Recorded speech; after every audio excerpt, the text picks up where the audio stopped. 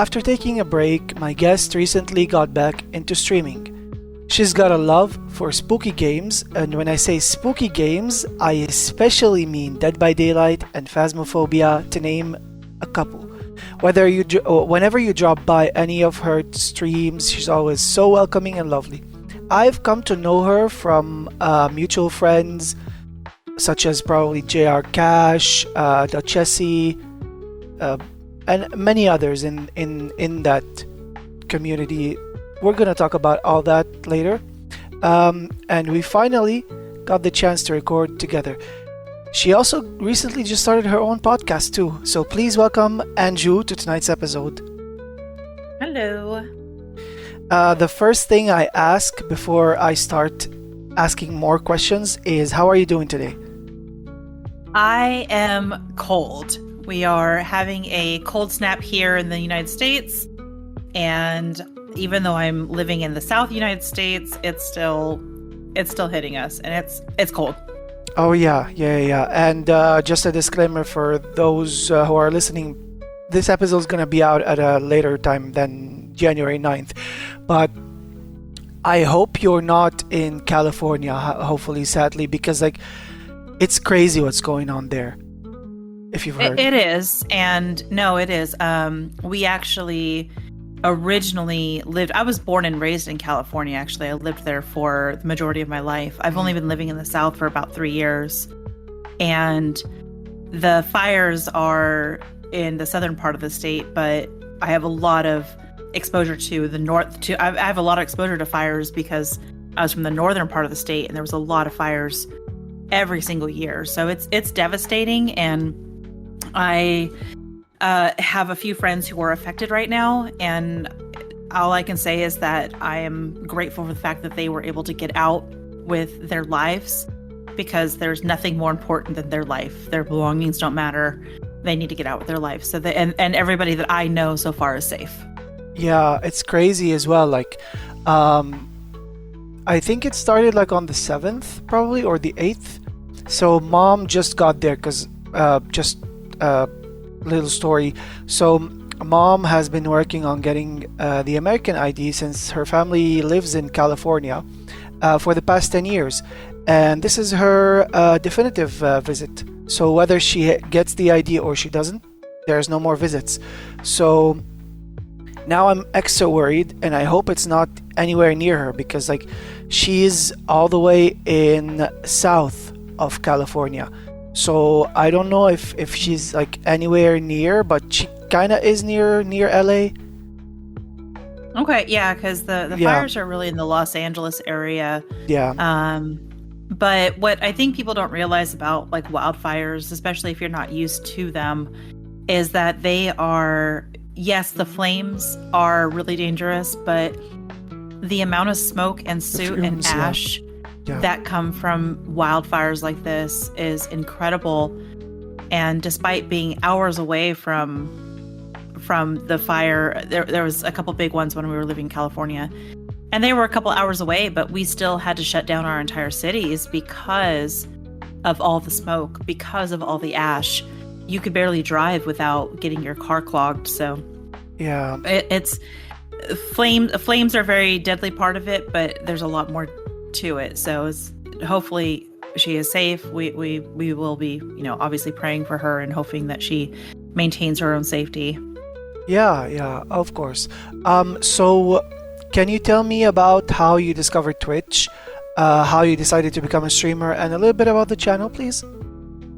Yeah, absolutely. So I actually had no idea what Twitch was. I have always known that people watch gamers stream.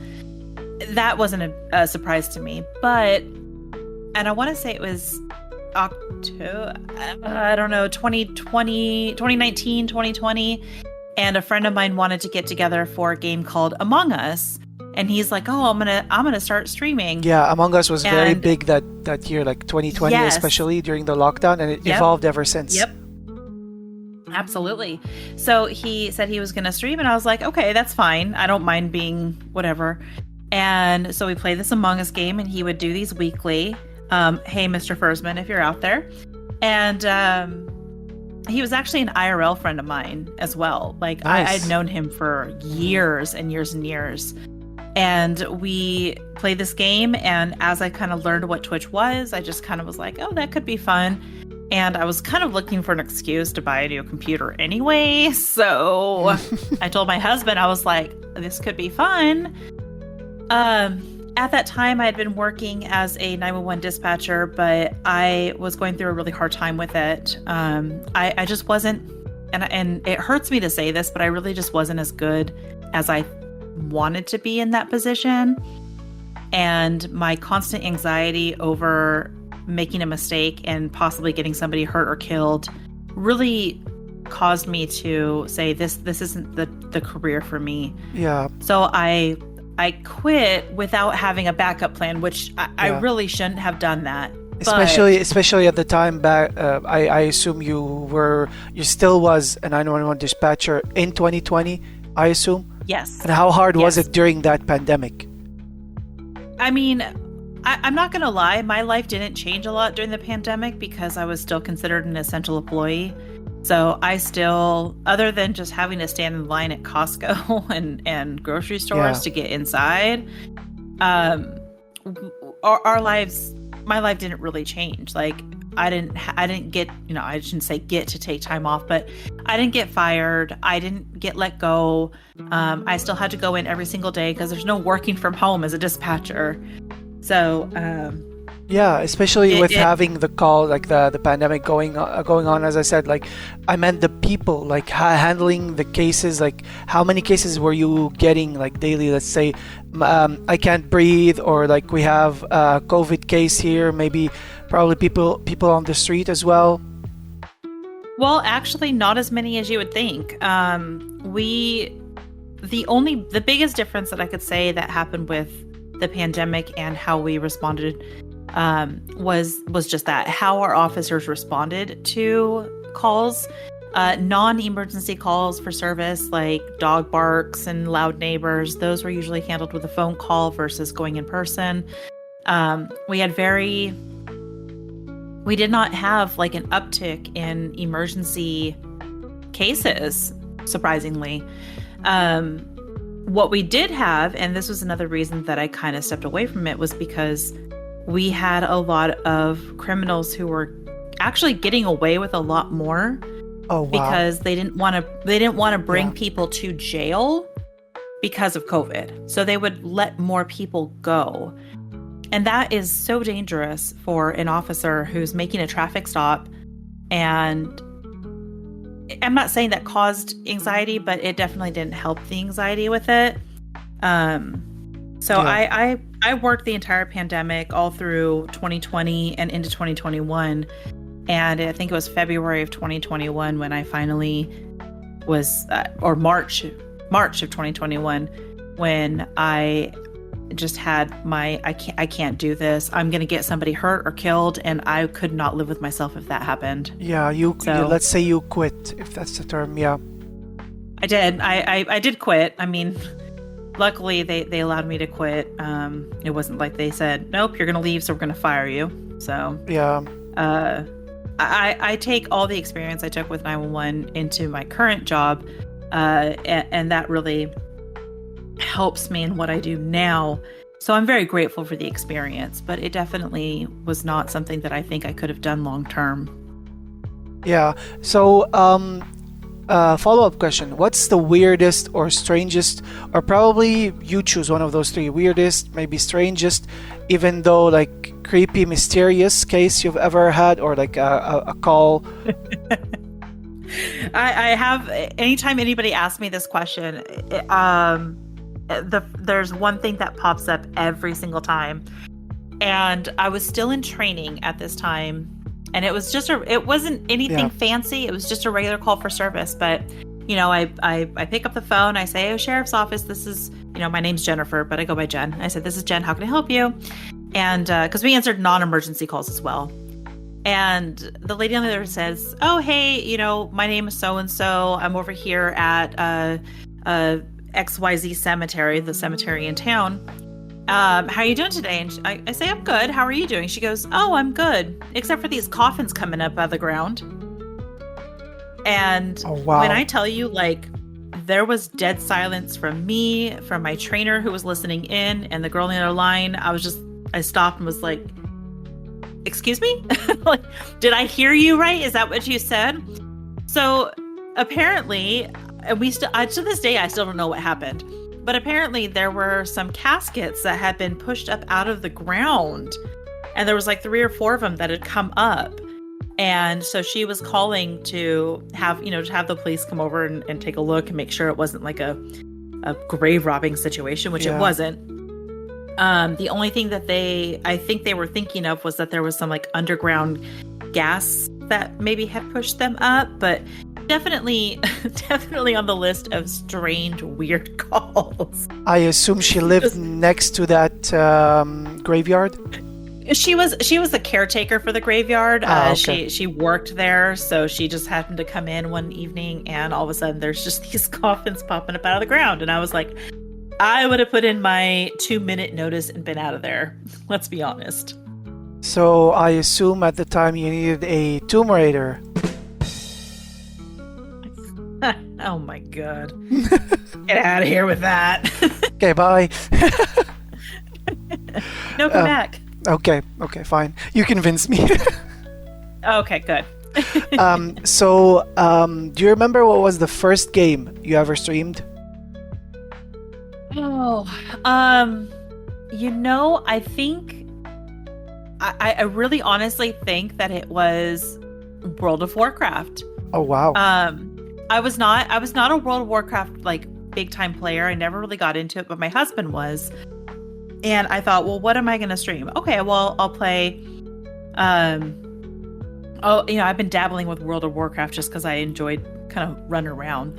So I did that, and I think I'm almost positive that was my very first stream. And now I'm second guessing myself, but I think that was one of my very first streams. Mm-hmm. It wasn't until a little bit later not a little bit later, but it was very shortly after that I discovered Phasmophobia. And like many of the people that I talk to and friends with, despite moving on from that game, a lot of us started with Phasmophobia. So yeah, I would say the first game that I streamed consistently was Phas. Yeah, and especially like Phasmophobia, I've recently heard that there was like a big controversy in the community, whereas like someone was being toxic, probably that person was calling people out, let's say a little bit of bullying the people for like how quickly they were like leveling up and stuff. But that was like early on. I that's what I remember from all this conversation.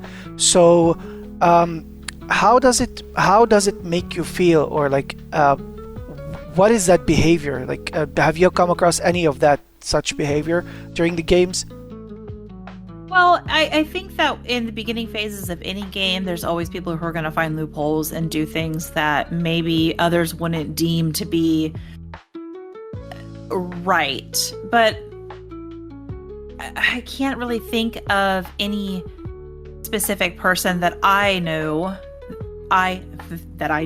Sorry, I also have a way with words. I stumble a lot, but I can't really think of anybody that I really knew that was involved in any kind of that thing. Most people I knew just enjoyed the game for what it was.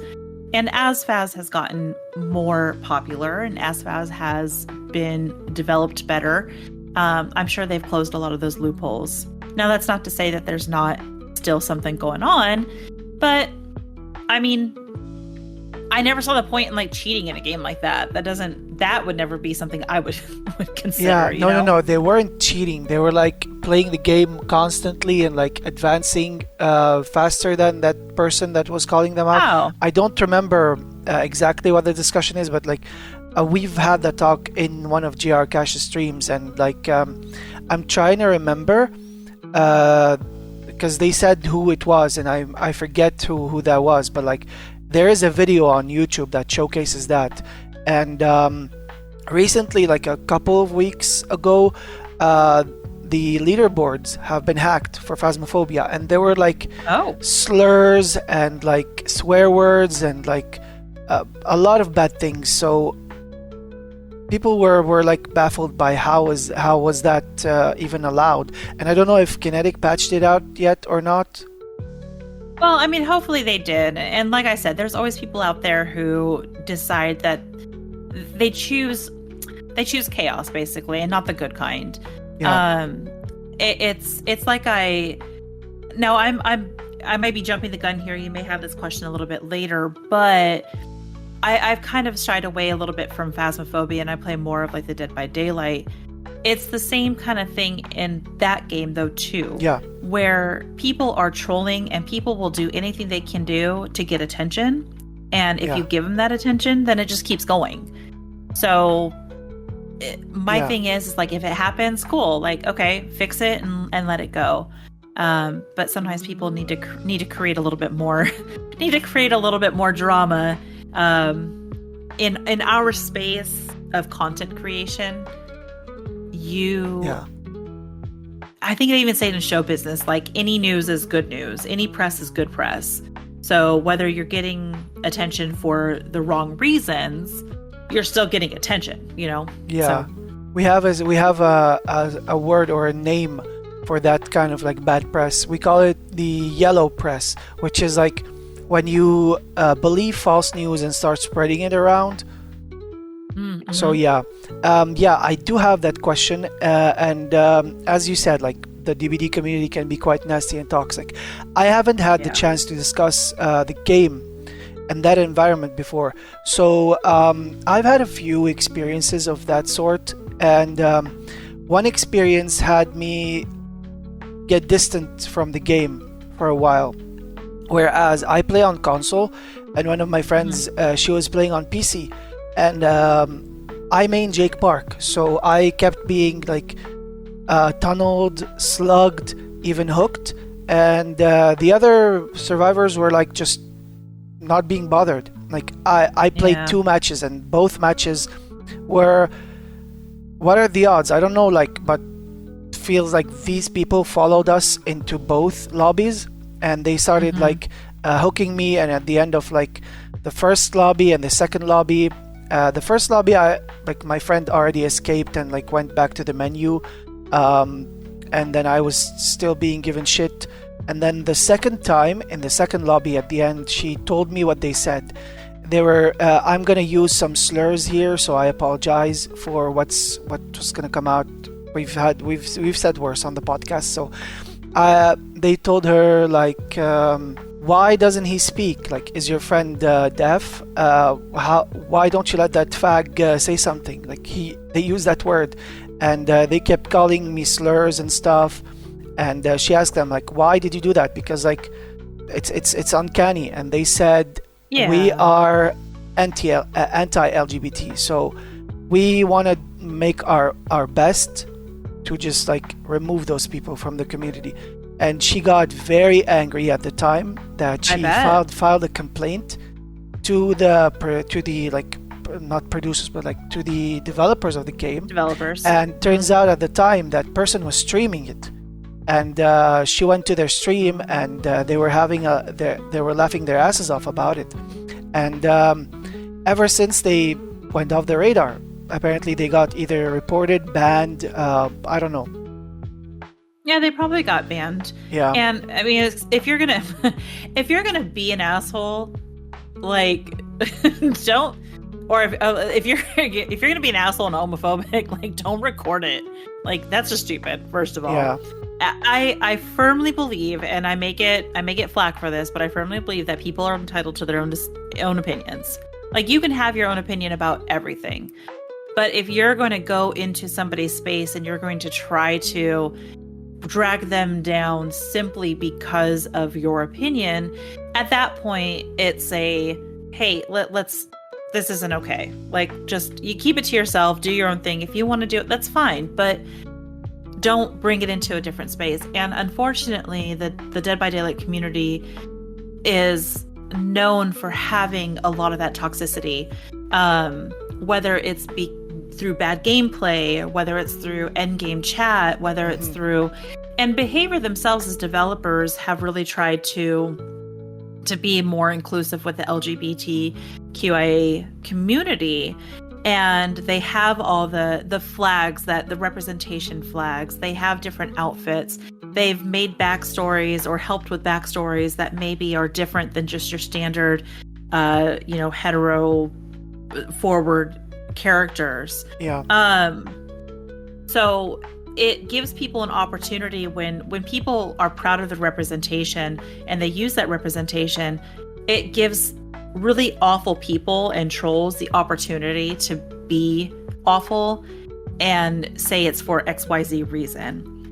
And again, I may be jumping the gun on some of these things here, but one of the things that I feel that I'm really good at when it comes to the Dead by Daylight toxicity and toxic community is if I do get somebody in my stream or in endgame chat who wants to be a complete asshole and troll me, like I'll laugh at them, because the worst thing that I could do is to be like, oh my god, I gotta end stream because you're being mean to me. Like, no, like if you're gonna come in here and say something stupid, I'm just gonna laugh at you. And ultimately they go away because I'm not giving them what they want, which is a visceral emotional reaction. I am not a skinny person. I am very bigger boned. No, I am quite large, and I know it. I put my own clothes on. I see myself in the mirror. If you're going to come into my stream and call me a fat bitch, all right, cool.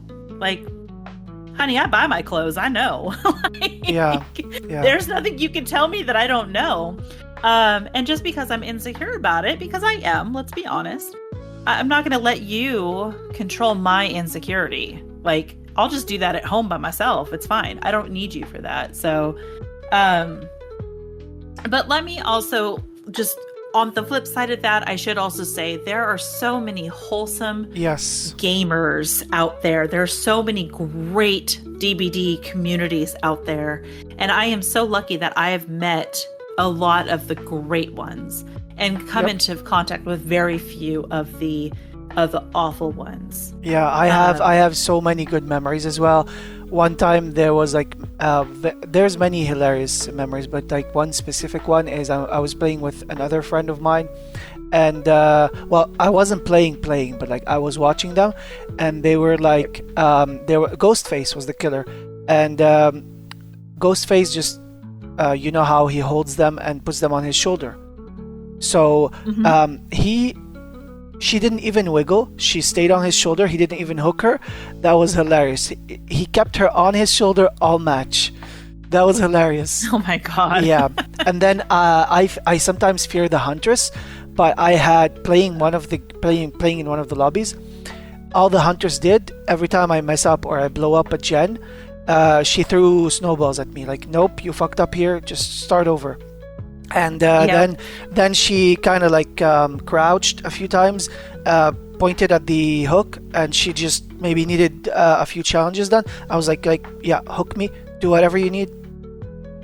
I don't mind. Yeah, and those are some of those are really good experiences. And I'm not saying that in order to have a good time, you have to not play the game.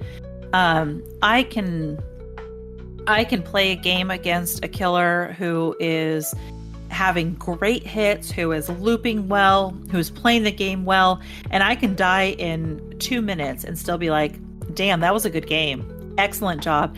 And nothing makes me happier than because I put TTV in my name when I stream it.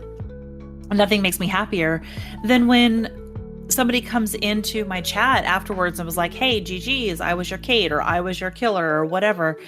And it's like, dude, that pallet stun was great, or that fake out was awesome. Because I really do believe in encouraging people and being, let me rephrase that. I really enjoy being a light when it comes to Dead by Daylight. I don't want somebody to come in and me just be sitting there shit talking them because, oh my God, if I played killer, like how dare they loot me? Or, if I played survivor, like, oh my God, he totally camped and tunneled me. Like, I'm not going to do that. I want to be somebody when they come in, they say, hey, cool. Like she's good, because there's too much toxic in DBD and I don't need to do it. Yeah. Now, don't get me wrong. Even if somebody camps and tunnels me, like if that's what makes the game fun for them, like, yeah, I'm frustrated with it, but if it makes some fun for them, then that's it. And there is a well-known streamer out there whose whole personality is camping and tunneling, and it's great. Like, yeah, they get mad, but it's funny, and that's what he does, and that's what makes the game fun for him and his community. So I can't fault him for that. Yeah, yeah. So I assume the username you have Anjou2 or Anjou is a play on your actual name. Am I correct? No, actually, there is actually a story behind my username. If Of course, you go want to ahead. hear it. Go ahead. So back in, I want to say it was like 2013 or something. There was an MMO that came out called Rift. And my husband was big into World of Warcraft, and his dad and his brother were big into World of Warcraft. And when Rift came out, his dad bought the game and asked my husband to play it. And my husband's like, "Oh, you might enjoy this game." And I was like, "Yeah, right. Like, I don't play games." I wasn't a gamer, honestly. I wasn't at all.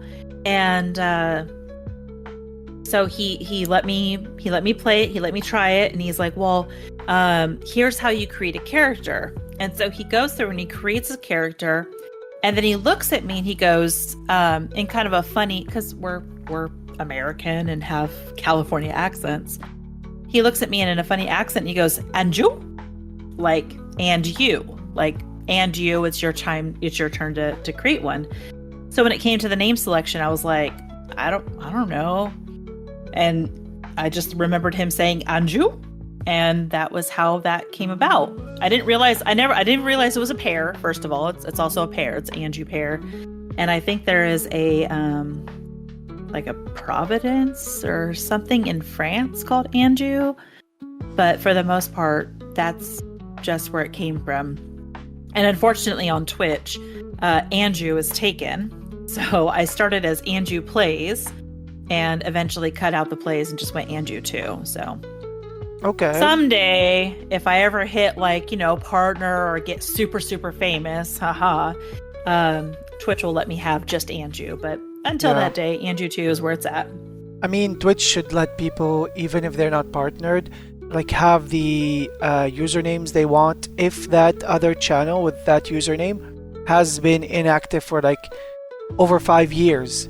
Even if they are, let's say... Oh, I agree with you. Maybe if they don't stream, maybe if they're still around, like still, like other people that can benefit from it should have it.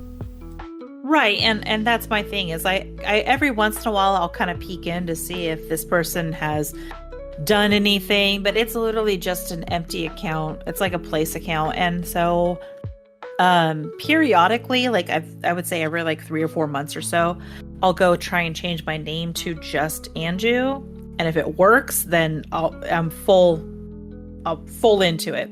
But for now, it's still being held. Yeah. So, but who knows? Maybe in the future, maybe one of these days I'll try to change it and it'll work.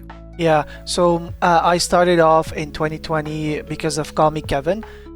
He is my favorite YouTuber, and I heard about Twitch from him, like on YouTube, from his the VODs he posts there, and I was like, well, yeah, let's give it a try. He was very active at the time still, so I went there and I made a username.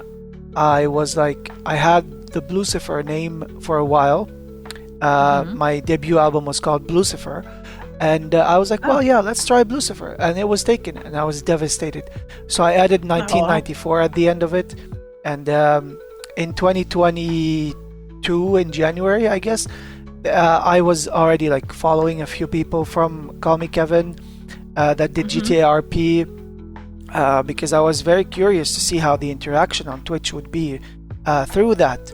And because of GTA RP, I followed someone else who's also a partner, and we became friends. And his birthday was on like January 15th, so I wanted to just be funny, and I didn't know at the time that once you change your name, it's there with you. It's stuck with you for 60 days. So I changed my name to call me Karen _, and I was like, well, I'm your Karen. And then when I went back to change it, I couldn't. I was like, oh great. Oh no. And That's a great name though. Call me Karen. yeah, and one of my favorite simmers, Deligracy, at the time, I've always wanted her to read my messages, and she happened to read it under the name of Karen, and I was like, oh, great. Now you do it. Oh, that's good. Now you do Right. it. Of all times. Yeah, Now and you I do it. changed from when I went back, inclusive for 1994, because apparently Twitch doesn't let you change it, even though no one has claimed it. For some reason, it didn't let me go to 1994, so I went with underscore 94, and then 94, and now I have TTV. I was like, I don't want that weird math in my name. Yeah.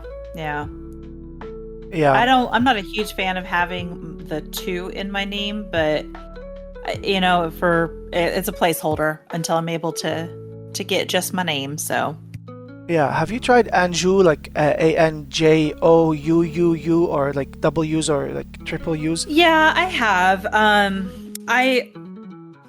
Whenever I was creating like characters in Rift, or when you create multiple characters with different names, I would Yeah. do variations of that. ANJOUU or JOO Anjou.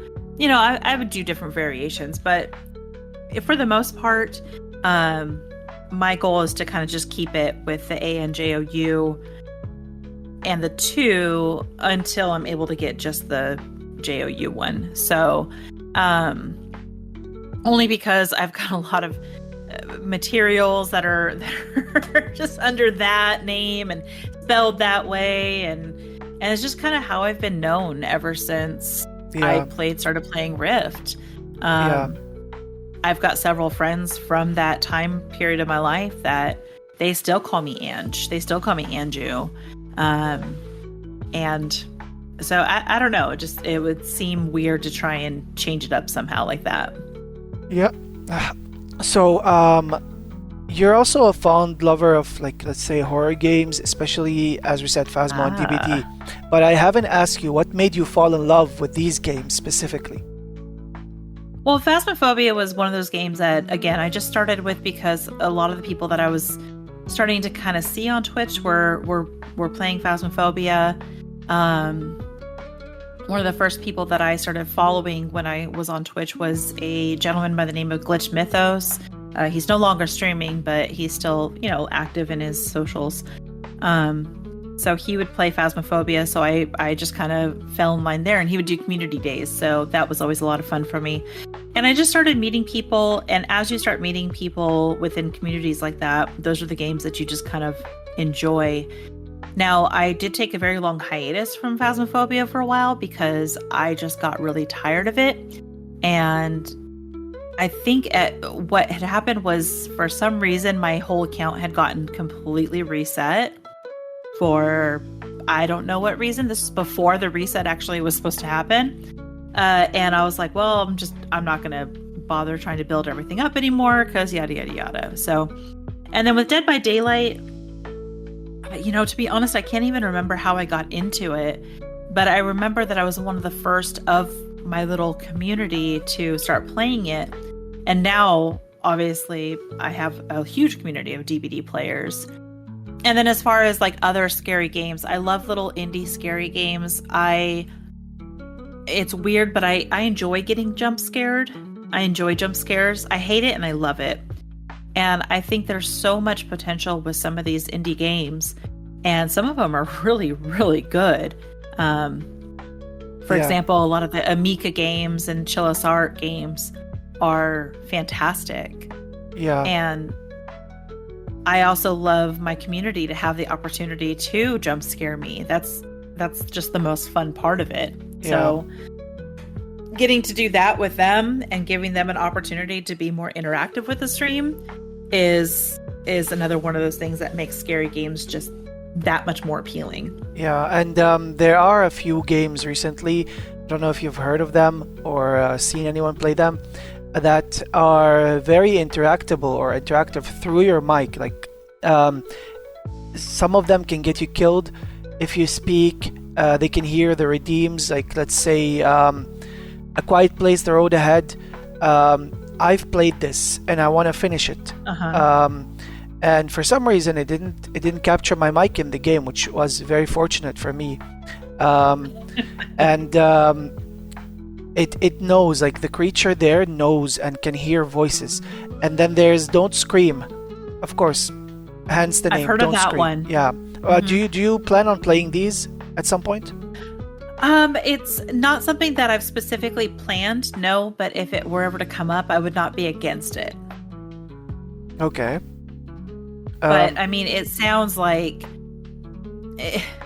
I don't know if I could, just because I'm always so talkative in my stream, and my I've got several community members whose favorite thing in the world is to jump scare me and to send tangias and make me jump or make me yelp, whatever it is. Yeah. So, One time, I don't know how one of far I my would get in those games. yeah, one of the people in my community, like I have very like short sounds for, like, let's say subs. I have for when someone subscribes, this sound plays, which is Kelly Clarkson, and then when someone gives bits, this plays, and when I get rated, it's this one. And someone played this sound, and I was like, am I getting rated? And I was in the middle of something, and then I look away, and they were just like, someone played this through blurb. I was like, God damn it. And then I died in the game. That was so hilarious because like I got distracted, even though I have all three monitors and I'm very attentive to chat. Like, let's say I have big eyes, so I can see at the tip of my eyes what's going on. And if chat moves, even though I'm in an intense battle, I could always interact. And people keep asking me like, how can I do that? Like, how am I able to do that? Yeah, you have a really good like peripheral vision. And actually I do too. That's, for some reason, they said that playing sports as a child, that actually helps your peripheral vision. Although I don't, that's just random. I don't know if that's true or not. I mean, I was one of the tall people in my class, so they put me as a goalkeeper in school. Okay. Like, yeah, that makes sense. Mm-hmm. So for a little bit of time, I started like drifting away from it because I was like veering towards my sexuality.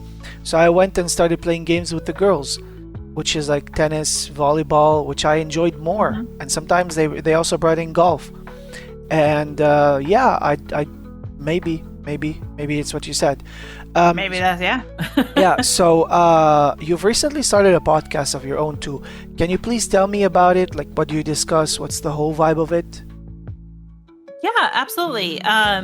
So the backstory to, and it's called Streamer Chats.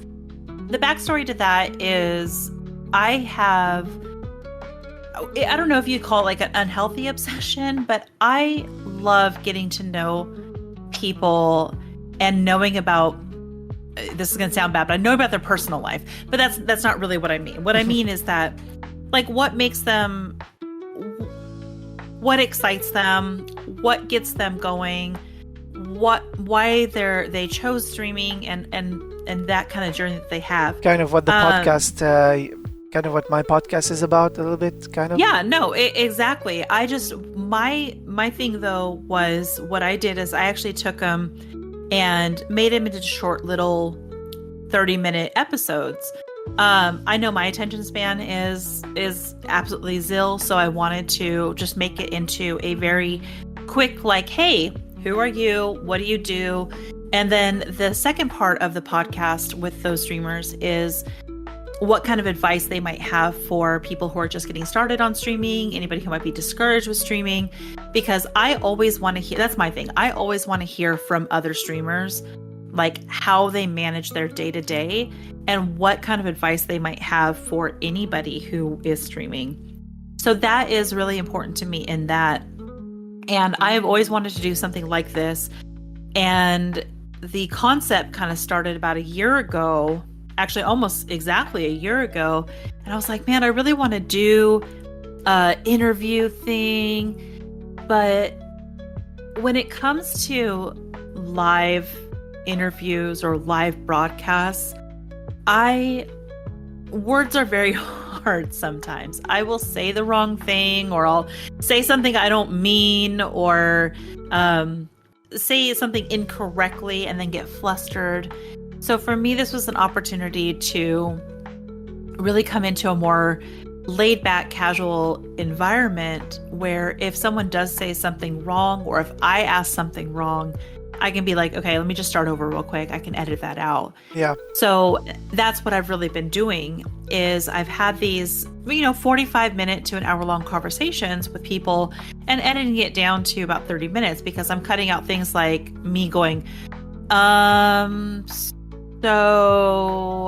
and it's gotten better. I'm not very far into it because I see, I jumped the gun already.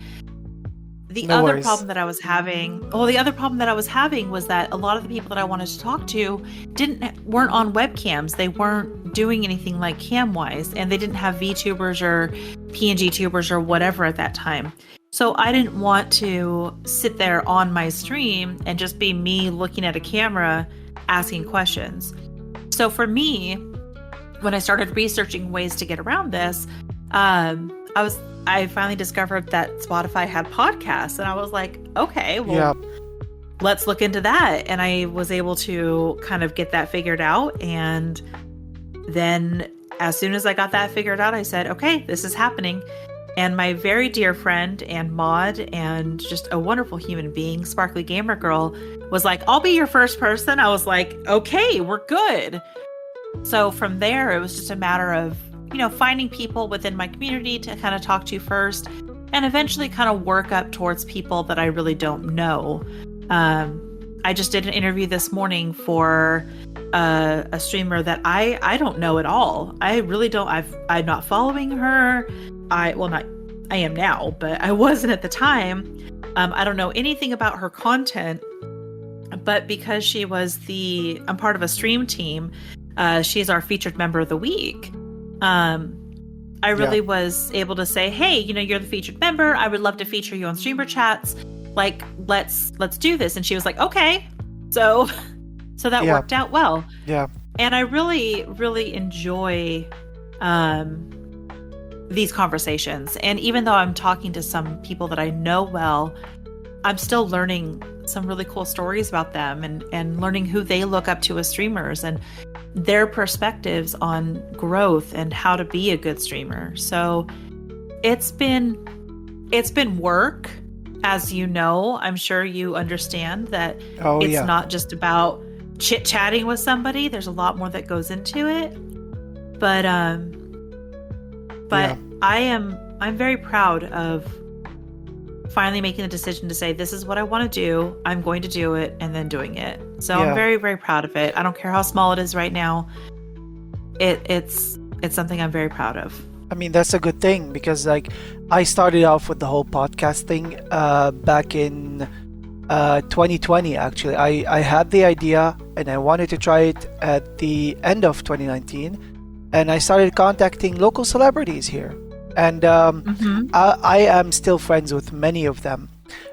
So in December of 2019, or no, actually December of 2020, that got me into it because I was thinking during the pandemic about it. So I happen to know someone that works with Quincy Jones, and she is Lebanese as well. Her name is Chris, Xriss, and she wasn't supposedly my first guest, like the pilot episode, but it all ended up being the pilot episode, and I started doing those hour-long episodes, unlike what I'm doing now, which is like the cap is like tops is like 3 hours, but like I tend to make it an hour and a half or 2 because I don't want to say, oh, hey, shut up, or like, no, you're talking about, no, that's rude.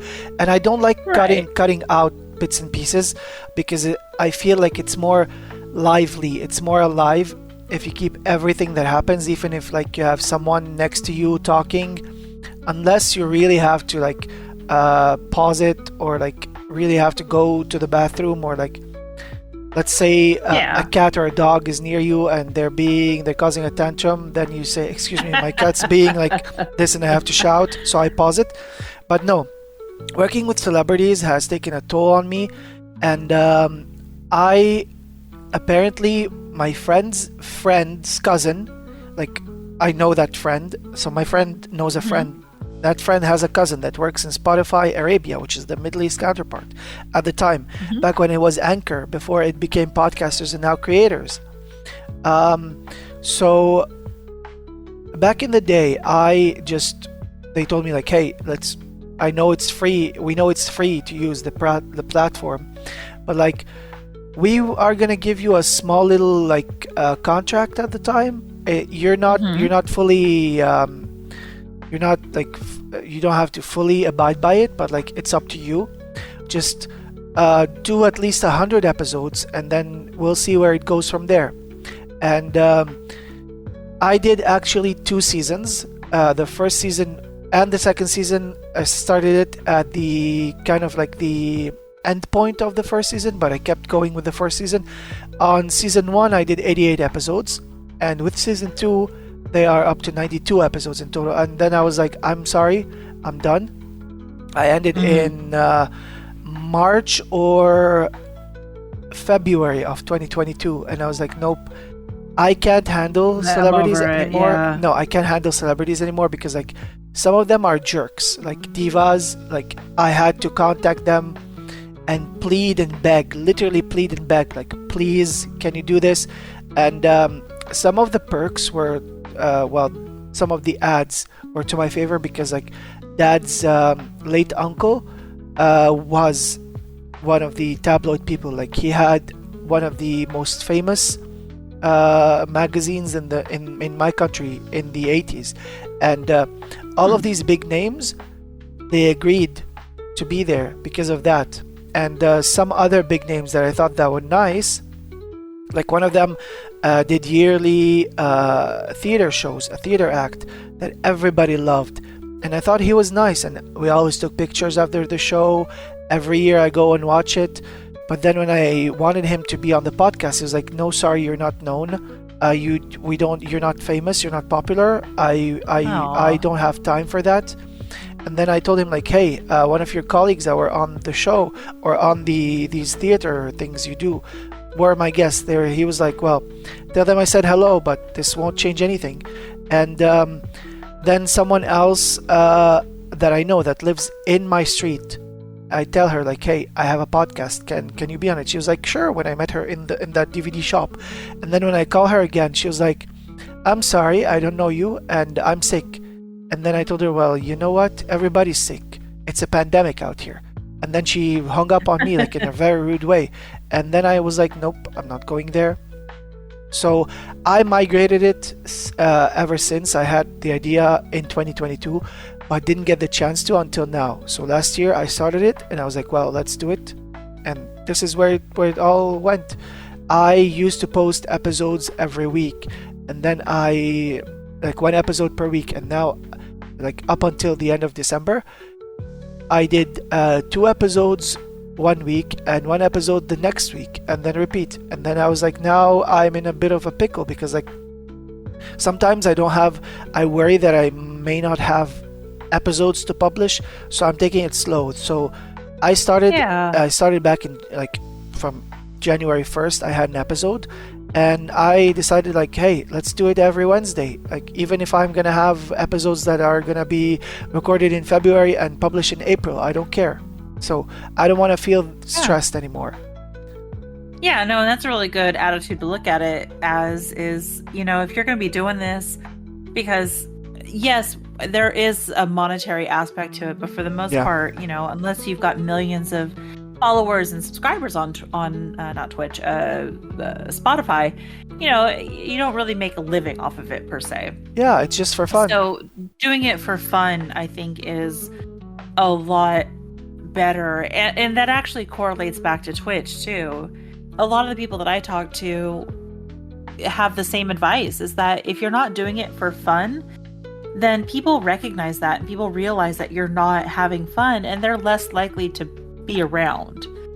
So just having fun with it is more entertaining than trying to be trying to be entertaining for the monetary aspect of it. Yeah, and even with streamers, I found that there's like a toxic side to it, where like some streamers, like recently, one person, I was like tried contacting them 3 times. The fourth time was like a few days ago, and they declined it. Like they declined it politely, saying that, hey, I'm sorry, but I'm gonna have to just pass on the idea. I'm like, okay. And I know his vibe. It isn't all that sweet and cotton candy and all sugar coated. No, that person was like very self-centered, very egotistical, very into himself, and it's full of trolls in his community. So Yeah. he said like, hey, I'm gonna have to pass. I'm like, okay, no worries, I'm not gonna bother contacting you anymore, I understand. And then he got a little bit upset about it, and then I remembered what one of his community members, which is also a friend of mine, said, that they felt thrown under the bus sometimes in their channel. And I was like, well, yeah, you kind of should like to like be better with your community. It's full of trolls, no offense and stuff. And then I tried to make it in a nice way, and then he said, nah, Shawty, you're jealous of what I've done in 4 months that you couldn't do it in 2 years. Yeah, One of those. so Gotcha. yeah, and then Those aren't fun. and then others like just canceled last minute, saying that I understand that they might be nervous or something, but like canceling and then saying you're not a podcast person, then going and having your own podcast on stream, that's a big no for me. So I had to unfollow them, and I never went back to their circle. Yeah, and that's you. I'm Again, very serious with I've my had work. these- Yeah. Right, and I've had these conversations with people, not even on my own podcast, but just in general. Is you attract the kind of people that you are. Exactly. If you're a negative, toxic person, you're gonna attract negative, toxic people, and then to get up, and that's just what it's gonna be. And if that's what you want, then great. You know, let's go down that road. I refer back to a big streamer that I know that is, like I said, his whole vibe is, or his whole stream is literally, I hate survivors, I camp, I tunnel, like, and he owns it. But he has the most lovely community and the most supportive community that I've ever seen for anybody on Twitch, because deep down, like, he's not an asshole. He just, that's the persona that he's taken on with his stream, and everybody knows that, because he'll still play Survivor. It's not that he won't ever play Survivor, but you know, his whole shtick is, I hate survivors and camp and tunnel, and I'm a killer. The whole point of me is to kill you, like, so I'm gonna do it. Yeah, and I didn't say specifically. I didn't mean, like, just to clarify, that person that said like was full of it, so full of himself. He is nice and all, but like the way he speaks, the way he acts, the way he thinks he's better than others, that throws a lot of people, and especially myself, off. Like, okay, be humble. Yeah. Say, okay, one day I'll reach this, but like, don't rub it in people's faces, saying that, oh, I'm doing better than you, and you're jealous of that. Yeah. That is very bad. And that's what not really cool. threw me. And what they did is they sent someone from their community just to mock me on Twitch Whispers, and they sent me something that is kind of not a play on word, but like one sec. They kind of sent me something saying that the structural integrity of, because I told him like, hey, some people think you're on thin ice and stuff. So that person whispered me, psst, the structural integrity of the frozen aqueous surface beneath you is approaching critical failure, my good sir. And it was his way of saying like, you're on thin ice, like mocking me. Yeah. And I said, well, thank you, good sir. I am not one to think about myself all the time, to tell people they're jealous because they did more than they did in 4 months. I'm not a prick that is unhinged and self-centered, who lets trolls in and affect other people. I have manners and a mindset, and I respect other people's streams and channel. Thank you for the thesaurus replacement mockery that shows how educated and advanced you are, and how mature the other person is. like just by sending other people, involving other people to partake in hurting others back is not mature, and he's married. So yeah, Right. yeah, I don't know. And like I said, you attract the kind of person you are. Ultimately, will attract the kind of people that end up in your community. And I'm only worried about one aspect, is that they are very close friends with one of the people that are my best friends and mods. So one time they raided into his channel, into one of my mods channel. I also mod for them, and they started like he doesn't have 18 plus on his channel, and he started like saying, talking like very dark jokes and saying very dark humor. I'm not against it, but like one of them said the word PDO, like he typed PDO. I'm like, I'm sorry, I'm gonna have to just put a foot on the ground here and stop everything, because they also mentioned P Diddy. So I was like, nope, we're not going there. One, his streams doesn't have the tag 18 plus or 18 plus on it.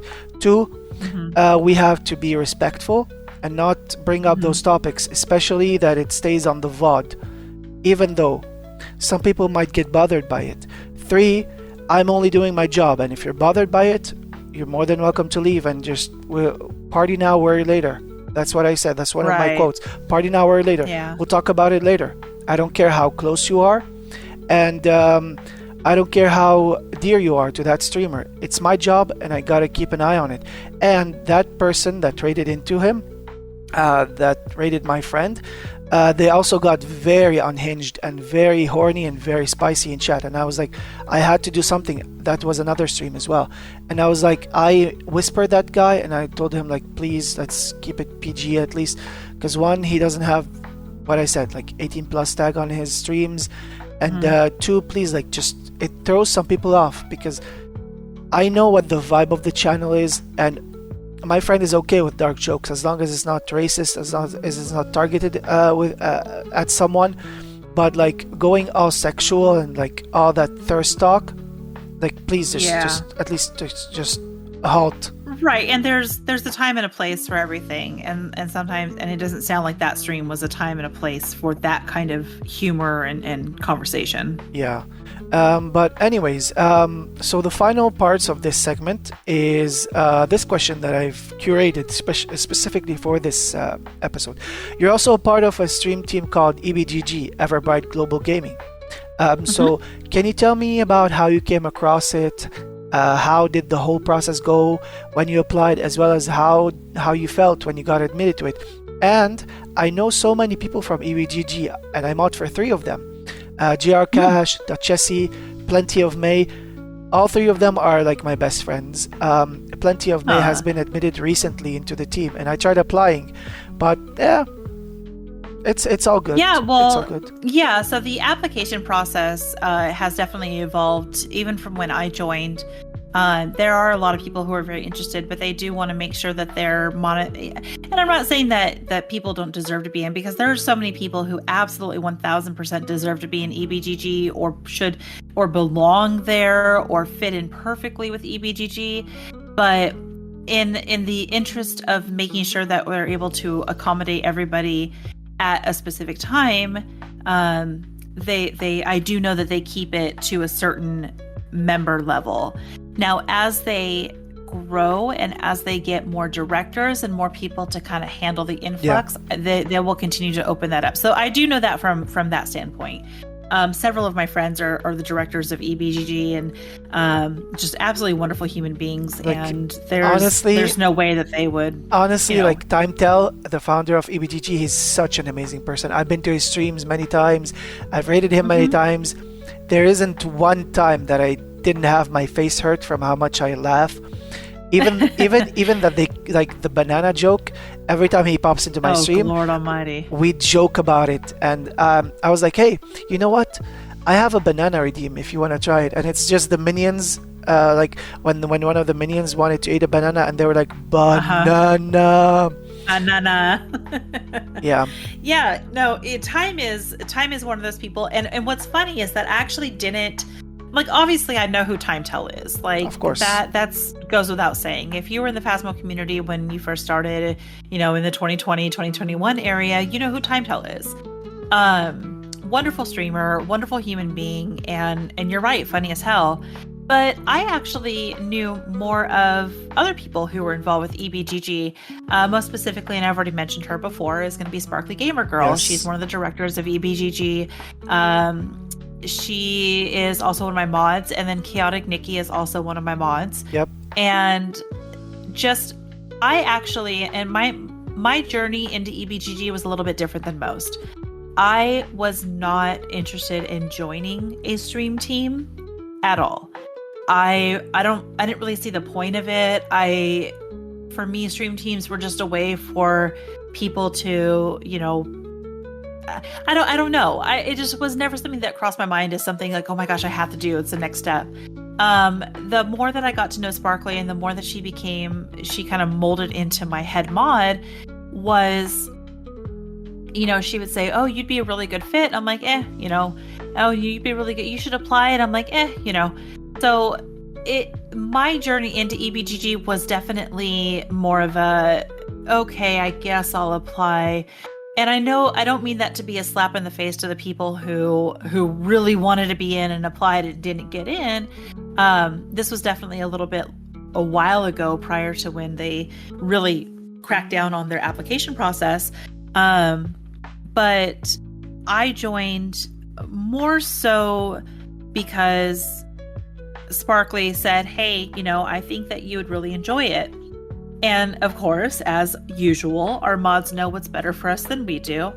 And getting to join EBGG and getting to meet a lot of the amazing content creators that came out of that stream team or come out of that stream team has been a definite blessing. Yeah.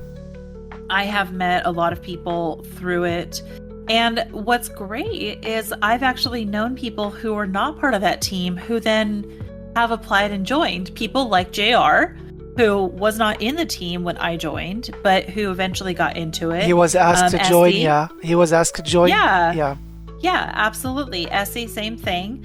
Was not part of it when I started and ended up getting into it. And that to me is incredible. So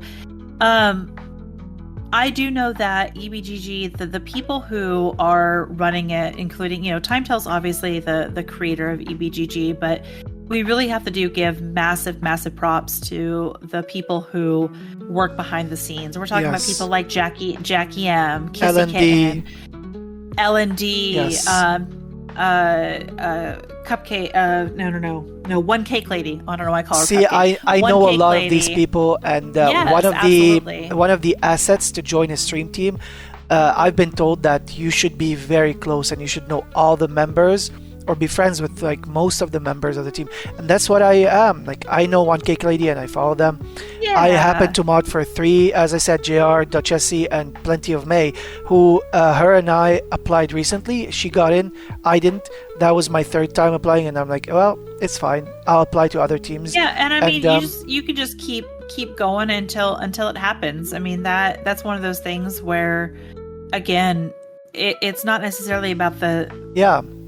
I hate that people who apply don't get in. But like, no, one thing is that I think they need someone who plays Phas constantly, and I hate Phasmophobia more than anything in the world, sadly. No, that's okay. That's okay. I'm not Phas's biggest fan either. I play it periodically for a little bit of fun, but I can't do like community Phas anymore. I can't do it. It doesn't entertain me as much. I am just proud to say that I am JR Cash's meat shield when I can join. So I'll leave it at that. No, and I know that the process now for getting in is a long one, because it's not just a application to those directors and the administrators for EBGG. They will take each one of those and they'll look at all the different aspects of it. So it's never about somebody not being good enough to get in. It's about, oh my gosh, there's so many great people who would benefit. And who would enhance the team. But right now is not the time because we want to make sure we are able to control what we can. Because unfortunately, and this, there's no specific example that I can think of through EBGG because I wasn't a part of it at this point. But there are always instances where things come up and there's drama or something happens and people leave teams and rejoin teams and then create their own teams. So trying to keep that to a minimum they've really worked to create this safe space, and controlling the number of people that come in is a way to do that so that they can maintain that kind of safety people feel with coming into a team and being like, look, I need help with this. Like, how do I, so like I said, my journey into it was a little bit different. I do know once I applied, it took a long time to get in, but I don't know all the members. I'm going to tell you that right now. I don't know all the members. The girl that I talked to today is the featured member for this week on EBGG, and I know this episode's not going to air this week, but I have no idea who she is. Yeah, and I had a really good time getting to know her. Yeah. So I'm applying to I've applied to many teams, as I said, and I was very lucky to get one of there's a stream team that I am, hopefully by the time this episode is out, I am an official member of it, but I was very lucky to be approached by the founder, and all they said was like, you were highly recommended by one person at the time before I befriended other persons, and I happened to have a diamond in that person's channel and the other person as well. So they are very close to that. They're not mods or anything. They're just like close friends with the founder, close members, the fleet. So like that first person who highly recommended me is now my mod, and the other person, we are very close with these two, and I know some fleet members, and to be approached and to be asked to be more active around community members, because at the time I only put his name in, and now I had to just I have to be active, which I'm trying to do. I know most members, I haven't followed them. I'm trying to keep it like as contained as I can. By contained I mean select people, like probably more than 5 or 6. But I'm trying to put my a name out there, because like I want to be part of a team. First, I love like supporting. I love like means being part of a team actually means like more love, more support, more friends to check out, more people to raid out to, and I try always supporting people who are like either struggling or probably have like low view counts, because I only know how many viewers I have when I raid out, and I'm always happy to make people's days, and that's all I want. I don't ask you to be in my channel 24/7 like I am in yours. Just let me know that you're alive, let me know that you're breathing, and I will always support. You don't have to support me all streams. Well, and that's a good attitude to have about it too, so yeah. And they told me hopefully I could reapply at the end of the month, because that team is they only bring out like 5 new members each year, and I really hope I make it, because that's very exclusive. Yes, because they don't want randos. They don't want like they want to be like more quality than quantity, you know. Yes. Yeah.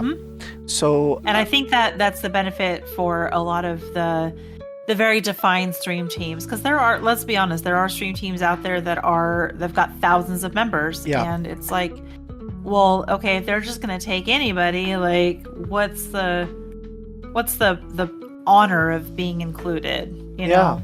Yeah. I think deep down we all have a little bit of need to feel special. So being a part of something that we deem as special is definitely something that would make our day. You know. So I am honored to be included in EBGG, even though I'm not as active as I want to be, and that's one of my goals this year, is to be more active with this team that has been just, you know, doing their best Yeah. to try to make everybody feel included and welcome. So Yeah, and I felt thrown under the bus back when I applied the second time, and then the third time, and then GR approached me, and when he learned that I have applied several times, and I didn't get in, he was very upset, and he told me like, well, you know a lot of people, and you're like, I think you're the more consistent around EBGG members. Like every time any EBGG member raids in, they all know me, and even L&D. Like I'm friends with L&D, the legend himself, TimeTell.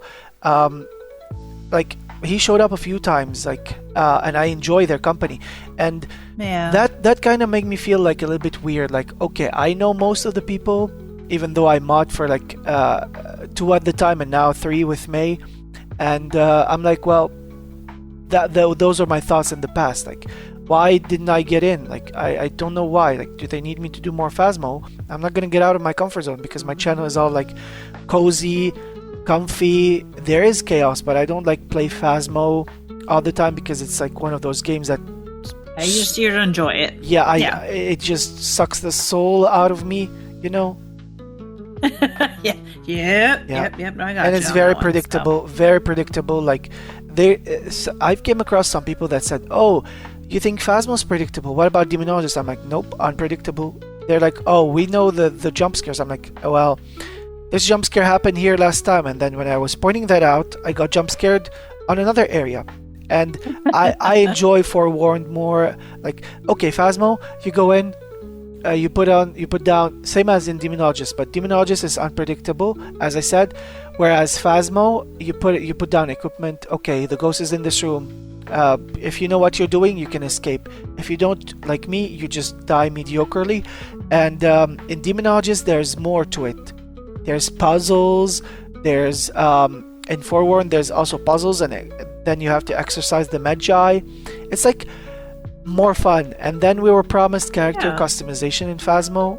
Kinetic, where is that? Like, hello? Like, there's a lot of bugs in Phasmo that are uncontrollably stupid and silly, and they're called features now.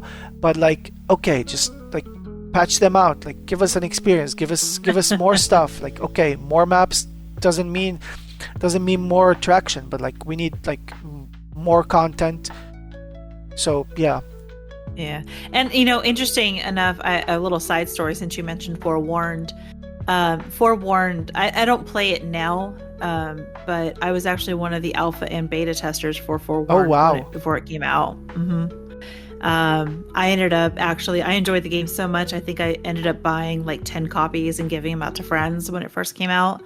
It was very enjoyable for me. When I took a streaming break, I just never came back to it, but I've heard great things about it. Yeah, and one of my friends helped me out a lot. I've made a couple of Magi enemies, which I despise more than anything. The mummy one, I forgot their names. Like the one that looks like a mummy and is scared of the torches. He is. See, I don't even know. He is one big asshole. Like they all told me, "Oh, he's the easy one." I'm like, "Well, easy for you, not me." He hunts me down like. He's still an asshole. Yeah, like there's a new one that they've added recently. He's like he latches onto you and he's a shapeshifter. I think his name is Ptamus or something. I call him Hippopotamus because I don't know how to pronounce the name. Sure. Yeah, PTH AMUS. I call him Hippopotamus. Well, yeah. So this one I can handle because like you can stop him when you take a picture of him, but some people hate him. I managed to like know my way around those, and I find it more fun when you have like you know what you're doing, whereas in Phas you know what you're doing but it's still the same thing. In Forewarned there's always something new. I had one huge jump scare one time of that one ginormous crocodile that came out of the water. Not when you open the area, like just in the game area, not when you open that blow up a door or something. He came and he just jumped in the air and went back to the water, and I let out the loudest scream as he couldn't stop laughing JR couldn't stop laughing. Essie almost literally peed herself from laughing. Oh, And Lord. yeah, and it was, this is the kind of interaction I want. Whereas in Fast, oh great, I'm being killed. Well, take me, take me. I don't want to run and hide. Just take me. And I Just feel, take me. yeah, just, oh yeah, you're that ghost model. Wow, yeah, very fun. The only fun thing that they added is the lighthouse in Phasmo recently. Oh, yeah. Mm-hmm.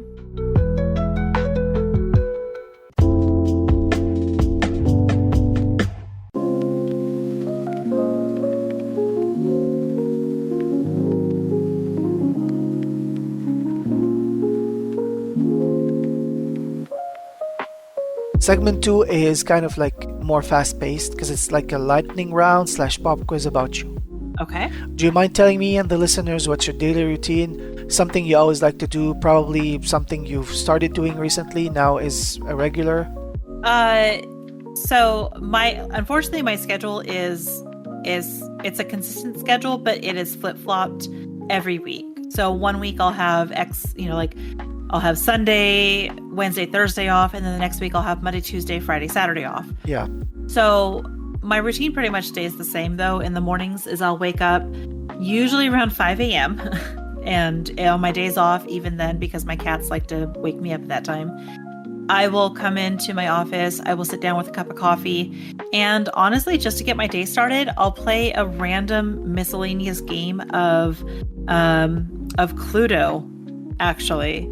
I know that sounds really weird, but I feel like it's kind of just gets my mind kind of moving because you're thinking about, it's like Clue, and I'll update my Discord. I do a Discord giveaway every month it just started last month, but this month I'm doing one as well. People enter in every day to get entered in for a chance to win a Steam gift card at the end of the month. And so I'll update Discord. I'll kind of look to see what I got, to do for the day. If I have to go to work, then I usually leave around 6. I work 12-hour shifts, so I'm gone from 6 in the morning until 8 o'clock at night. Oh, wow. So really on work days, there's not much that I'm doing. I wake up, have my coffee, go to work, come home, do what I got to do to get ready for the next day, then go to bed and start over. But wow. I only work like at most 3 days in a row. So for instance, I had yesterday off, I have today off, and then I work Friday, Saturday, Sunday. But then I have Monday, Tuesday off. I work Wednesday, Thursday, and then I have Friday, Saturday, Sunday off. So I have every other weekend off.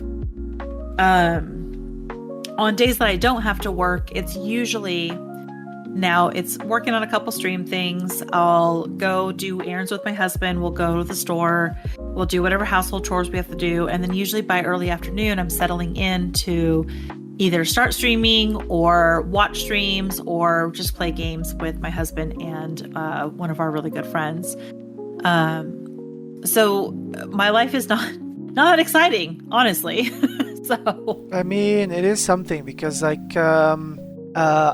I myself doesn't have, well, it's kind of consistent, but still my days off are usually Tuesday and Saturday. And then every second Friday, I have off. So except for these past couple of weeks where I worked on Fridays, like last week and this week. So next week, hopefully it'll be back in the loop, So that's when I stream. Okay, so if you were to be any object or creature, that creature being real or fictional, what would you be and why? Oh, I'd probably be a dragon. And Nice. I say that because they're big, they're menacing. No one's gonna fuck with a dragon. Excuse me, no one's gonna screw with a dragon. It's fine, you can say fuck. I know, but I one of my other plans for this year was I was going to try to reduce my cursing. It's just I want to try to do that, but a dragon, and then they breathe fire and they can fly. So I mean, dragons got it all going on, and no one makes fun of them because they're chonky. So And if you were a donkey like in Shrek, you could marry one. I mean, my husband is an ass, so I guess I kind wow. of did, but I love my husband. He's an ass and he knows it. So he'll tell you himself he's an ass, but honestly, he's one of those that tells everybody he's an ass, but deep down he's a really great guy. So I'm pretty freaking lucky in that regard. I mean, yeah. Okay, so if you could stay one age forever, what age would you choose? Uh, honestly, I'd probably say like 29. That That's way I could say that I'm in my 20s, but not okay. be stupid like my younger 20s. And my body would still mostly work. Because as we get Yeah, older, things stop working, and you're like, why can't I do this yeah. anymore? One time I So, was just like something was on the floor and I was like bending over to just grab that thing, and I heard cement mixer noises coming, and I look around me, yeah. there's nothing. And then when I just bent down to get it again, I heard it again. And then I It realized was it your was it knees, was wasn't it? my back actually, and I'm only Oh, your 30. back. I just turned 30. Yeah. So I'm like, Oh. please bring me back to my 20s. My body makes cement mixer noises.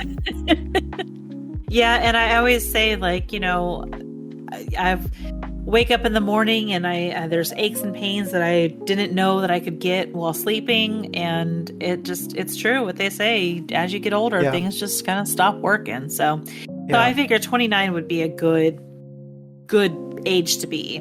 yeah. Okay, what's your biggest pet peeve? Oh, unfortunately, I have a lot of those. And I'm very Okay, self-aware of the fact that they're ridiculous. Um, but one of my biggest, I don't know if it's necessarily a pet peeve or an annoyance, but I hate hearing people eat. yeah, Like, I can't stand to hear people chewing or yeah, swallowing. And it actually goes so far as to I hate hearing myself eating. So a lot of times when I'm in the office and I share an office with two other girls, and when it's lunchtime, I can't leave my desk. I have to be there and I have to eat like at my desk. I will literally turn on music just so I don't have to hear myself eat. And I understand it's ridiculous and I get it. I try not to be upset about it, but the amount of rage I feel when I hear somebody eat is it's a little on the weird side. that's So fair. That's fair. That's fair. Okay, would you rather have a pause or a rewind button in your life?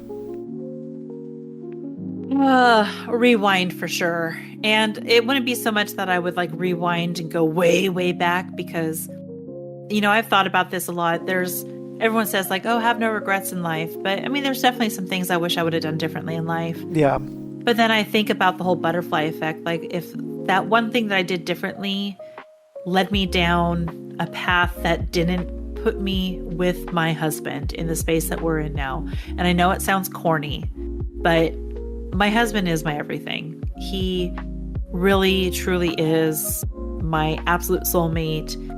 And there was nothing on this planet that I would want to change. There's nothing in my life that I would ever want to change if it meant I couldn't be with him. yeah, So I like I said, I know it sounds super corny, but I would be so afraid of changing something way in the past that would not put me here. But I mean, let's be honest, like, okay, after I ate a big old bowl of macaroni and cheese or something, well, maybe I'll rewind and just take a little bit less. yeah, So, fair, that kind of rewind, not a full life rewind. fair, fair. What is something you spend a lot of money on besides games? Oh God. Other than games and other than normal bills, Yeah, that's I would probably say energy drinks. And I don't even buy that many. I usually will have maybe 2 a week, if that. But they are expensive and they're kind of like a little treat for myself. So I definitely spend more money than I should on drinks like that. yeah. So what would you do with $1 million? With $1 million, I would finish paying off some of my credit card debt, which isn't much left, and that's great. And then maybe buy myself a reasonable car. My car right now it's fine, but it's it is held together with duct tape and zip ties because of the 2 deer I've hit so far since moving to Oh my wow. state that I'm in now. And then more than likely, as boring as this is, I would probably put the rest of it into stocks and bonds in my ETF so that I could live off of my that and not have to work, honestly. Yeah. Okay, so this is a three-part question. Okay. What's one of your all-time favorite songs, or a song that you are keeping on repeat recently? A song that I have had on repeat recently is it's actually a song by Sam Riggs, and it's called Until My Heart Stops Beating. And it's a song, it's a love song, it's a country love song. And I just love the message. I love the beat to it. I love the crescendo of it. And for me, it fills my heart with such happiness. And it's not even because I'm thinking of my husband, like, and I know that sounds bad, but it's just one of those really good songs by a not very well-known artist. Yeah. So I tend to have those things happen every now and then. So back when it released in October, there's a song that was like severely stuck in my head. It's by Martin Garrix, Semvox, and James, Jaimes. It's called Gravity. It throws me back to 2013, back when progressive house was a thing, and I couldn't stop listening to it. And now it is two songs that I'm stuck on. Lady Gaga's new song, Disease, and there's another song that I discovered that isn't new. It's from 2022 actually. It's called Escape. It's by K times 5, Dead Mouse, and Cascade. Like, okay, it's so good, and I'm big into the EDM genre, and I love metal as well. But like those songs, like Gravity, Escape, and Disease, those are on my list of like most repeated songs recently. Well, I'm a fan of Lady Gaga. So I am actually I just went over to my Spotify just now, and I'm going to go ahead and add it to my my library. She also did an album, an art album a companion album for the movie that she did. It's called Ménage à Deux. No, Ménage à Deux, like for the Joker movie. Or Folie, Folie à Deux, I think. One of these. Like, Folie à Deux? Yeah. And she did a Christmas song as well, but she made it more rock and roll. And I'm like, okay, so is she shifting to rock and roll? I don't mind, but like still, like we were promised something more electronic, more art pop style in her upcoming one that's going to be released this year. I don't mind if she goes rock and roll, because she said it's going to be a mishmash of genres, but I prefer if she did something like Chromatica or art pop, or even Joanne. Like Joanne is her most shunned album, but to me Joanne is a masterpiece. Like back in 2016 she released an album called Joanne. It was more indie, more like more of that like chamber pop music, something that she has never done, and I am obsessed with it to this day. You're upset? Okay, fair enough. And then she released Chromatica in 2020, and it was all deep house, and I even drooled even more. Like I even drowned in my drool because of how good it was, and I'm a big sucker for deep house music, so I love that. Very cool. I'm not into a lot of house or EDM, but I can get behind a good song that's got a good beat to it. Yeah. I always have been. So, and she definitely has a lot of those. So she is definitely on the radar of great artists, I think. It just really has a really good raw talent. So, and the listeners might be saying like, what? Like, because they know how much I adore Kelly Clarkson. They're like, why is he not talking about Kelly Clarkson? Well, here I am. Kelly Clarkson is the GOAT, though. Let's be honest. I mean, yeah. That girl can sing. She is the nicest human being I've ever seen out of all the celebrities. And I'm not saying that because I'm based or biased or just because no. She is genuinely very nice. Like someone... She does strike me as somebody who'd be very nice. In public, like she wasn't even on cameras. She was just sitting down eating like at a restaurant, and and someone went up to her with their phone and recorded a video. She didn't even know that he was recording at the time, and she was extremely nice. She was like, "Why don't you take your phone and let's take a picture?" And he had to just stop the video. They took a picture, and she even told him like, "Hey, what do you know? Like, I just started a show. Like, here's 2 tickets."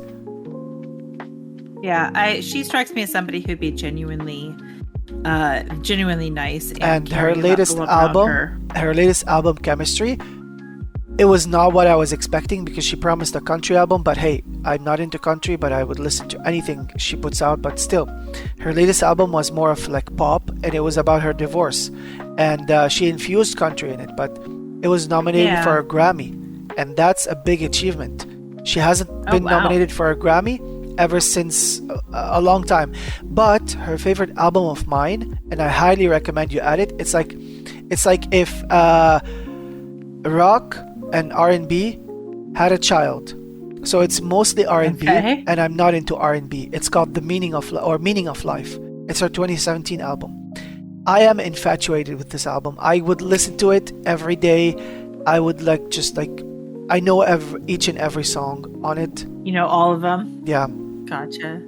Well, I'll definitely have to check that out too, because again, I think that Kelly Clarkson is another one of those just amazing artists who just the American Idol got so lucky with her being the first winner, because straight up you can't get better than that. So yeah, do you even know her story? Like at the time, she spoke about it. She was homeless. Not only that, well, not homeless. Her home broke down. Something in a fire. Yeah, her house burned down in a fire, and the dress she was wearing at one of the auditions or one of the shows was her drapes. She made it out of her drapes because that's all she had left. Like she was working as a waitress at the time.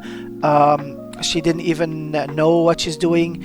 And to be as fortunate as she is and still be genuine in an industry that's full of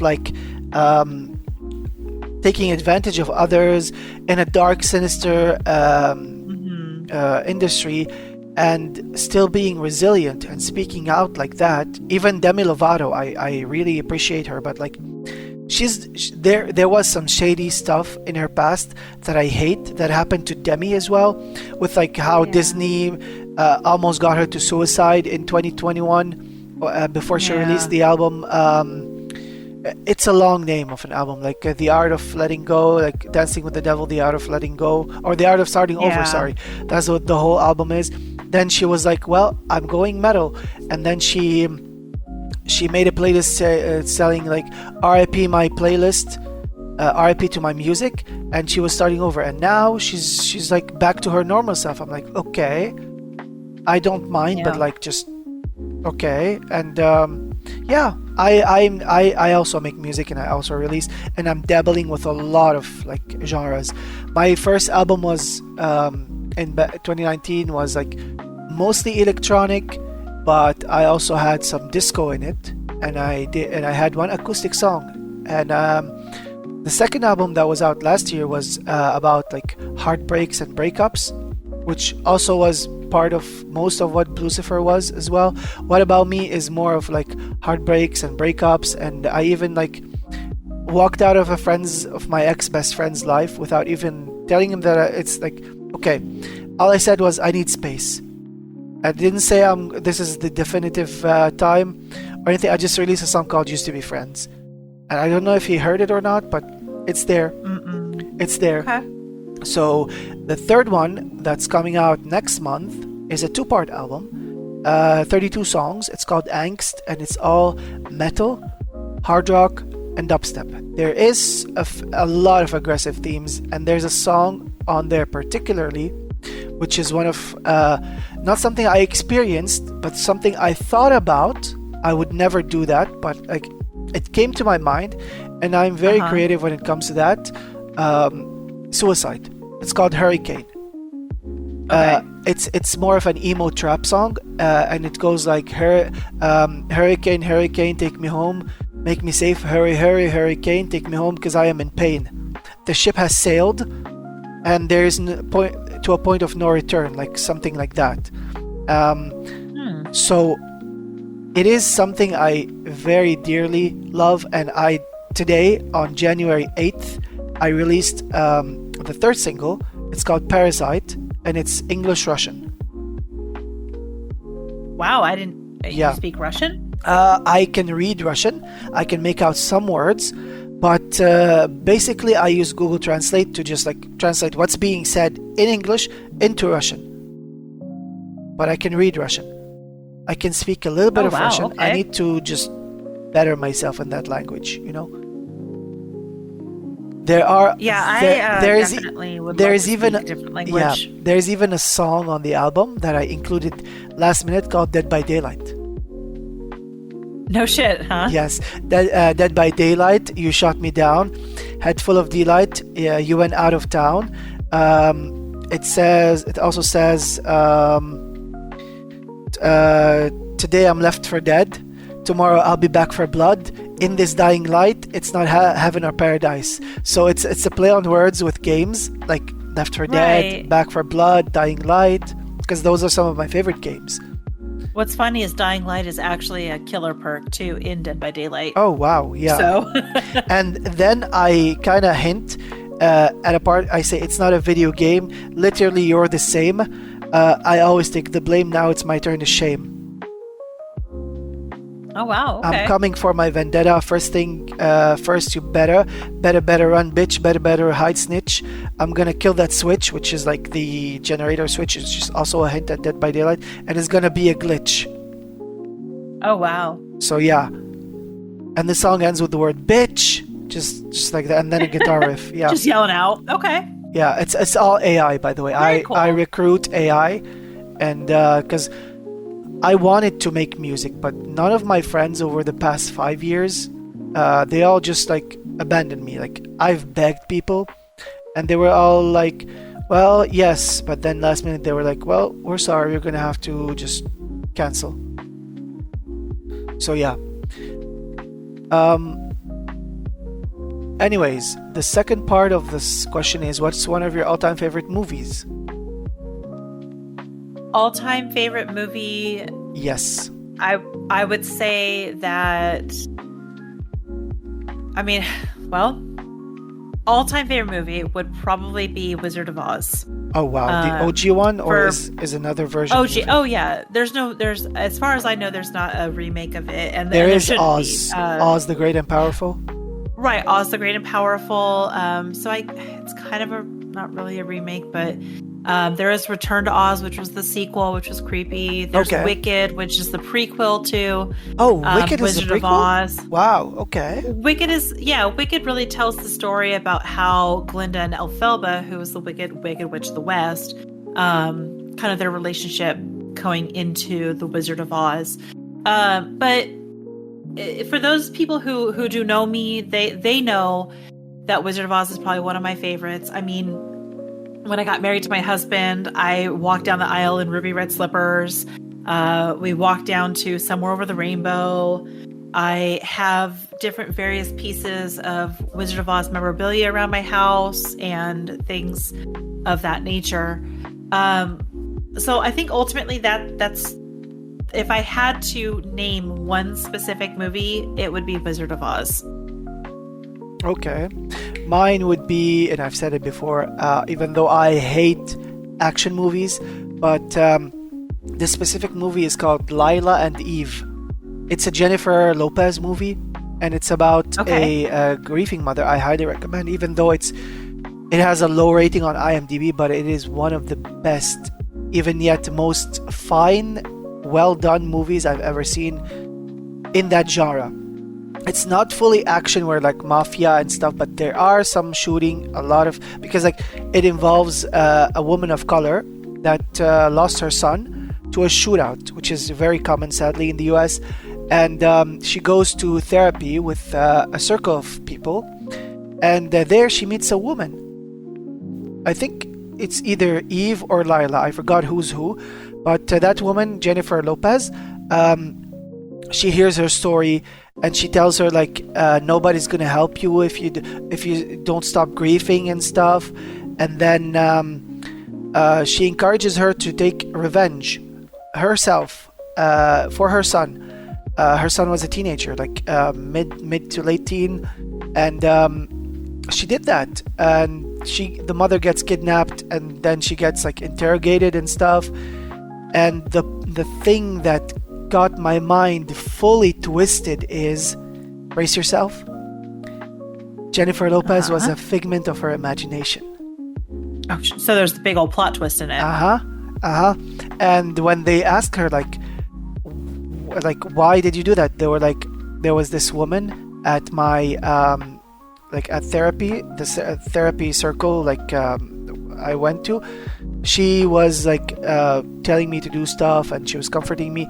They went back into the videos, and then they like the camera, you know, like those surveillance cameras that they have.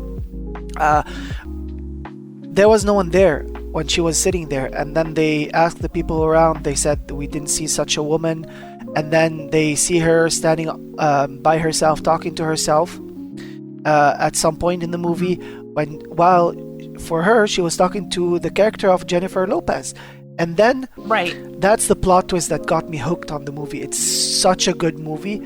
And they show you during that interrogation, they show you that flashbacks, and when she was shooting that person, Jennifer Lopez was there, but when they show you the flashbacks, she isn't there. They show you the flashbacks of when she was in therapy, Jennifer wasn't there. So that's a good movie to check out. Yeah, absolutely. Yeah. All right. What's one thing you what's one of your favorite or all-time favorite TV shows or series? TV shows or series? That's an easy one. Law and Order SVU. Nice. That show, I can watch that show over and over and over again, even if I've seen the episodes. It is my comfort show. I am obsessed with Mariska Hargitay. I think she is one of the most beautiful actresses in the entire world. I love the fact that she has done so much for charity-wise. She's done she started a foundation called the No More Foundation. It's about, sexual assault, which is very near and dear, obviously, to the show. And it's just one of those ones where I can turn it on and know where we are.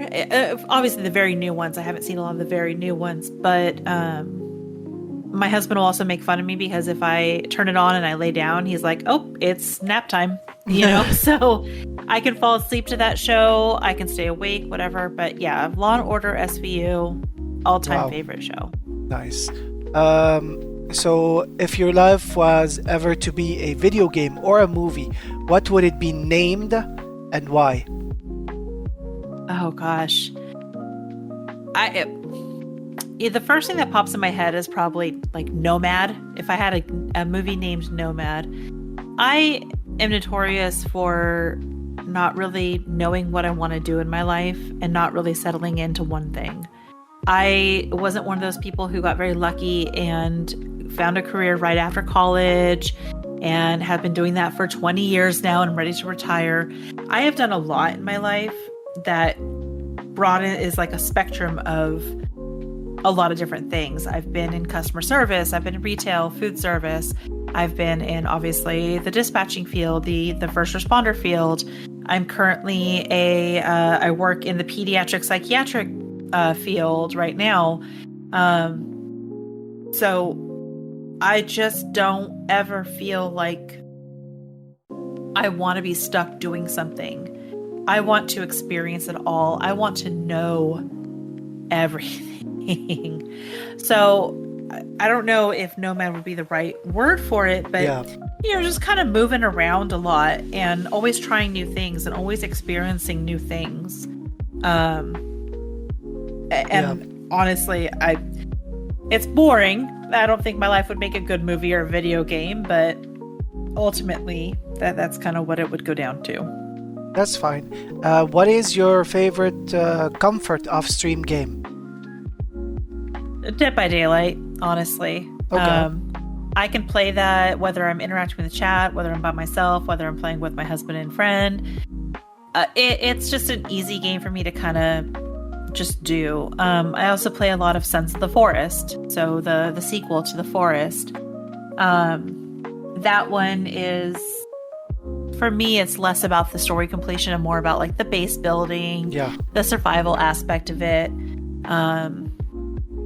That one is definitely just kind of a easy comfort game that I can just kind of go into and play around with. Okay. But yeah. Okay.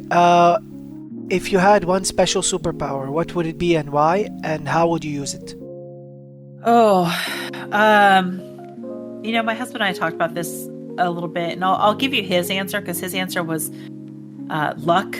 I guess there's a character in Deadpool whose superpower is luck, and I'm like, oh, that's kind of, I guess that's kind of good, but I think invisibility would be my thing. I don't necessarily. This is going to make me sound like a horrible person, but I always love to know what people are talking about. Even if I never have any intention of using it for any reason, but like, what do people talk about when someone's not around? Like what, because that's when those true mannerisms come out. I'd probably rob a bank because, I mean, let's be honest, money is money, you know? And money. Just and I just would use the opportunity to walk around naked, like, whatever. Mine is something similar to that, which is teleportation. Okay. That'd be a good one too. Yeah, especially now with like, or how I could like just snap my finger, or probably just like use a watch. Pretty much like in Ben 10, where he presses on a button on his watch and he morphs into like a monster. But no, I would either use technology or just have the ability to just visit my friends, Right. And that, I mean, that's honestly a really good answer too, because I mean, I can use teleportation in my day-to-day life. My commute to work is, 45 minutes to an hour, depending on the weather, actually. And so honestly, if I could just snap my fingers and be at work, and then I'd save a good amount of driving time. So I wouldn't get to like listen to my audiobooks as much, but it's fine.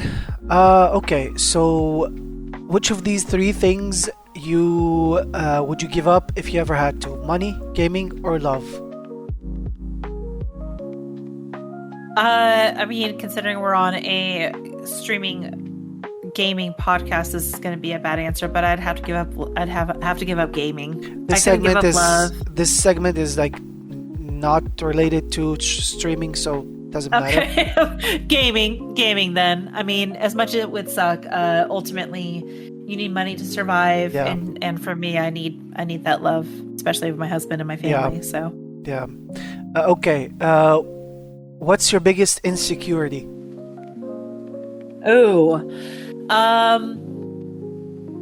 of my biggest insecurities is I really don't see as much value in myself as I think others might. I don't think that I'm worthy of the love and attention that I get sometimes.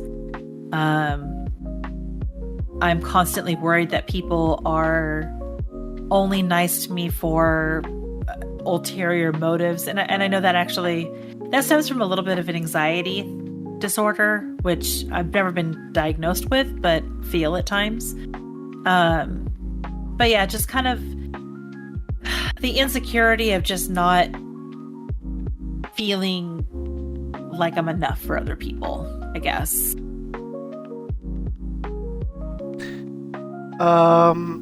So these are the next questions are food related. What is your favorite drink of choice? Favorite drink of choice?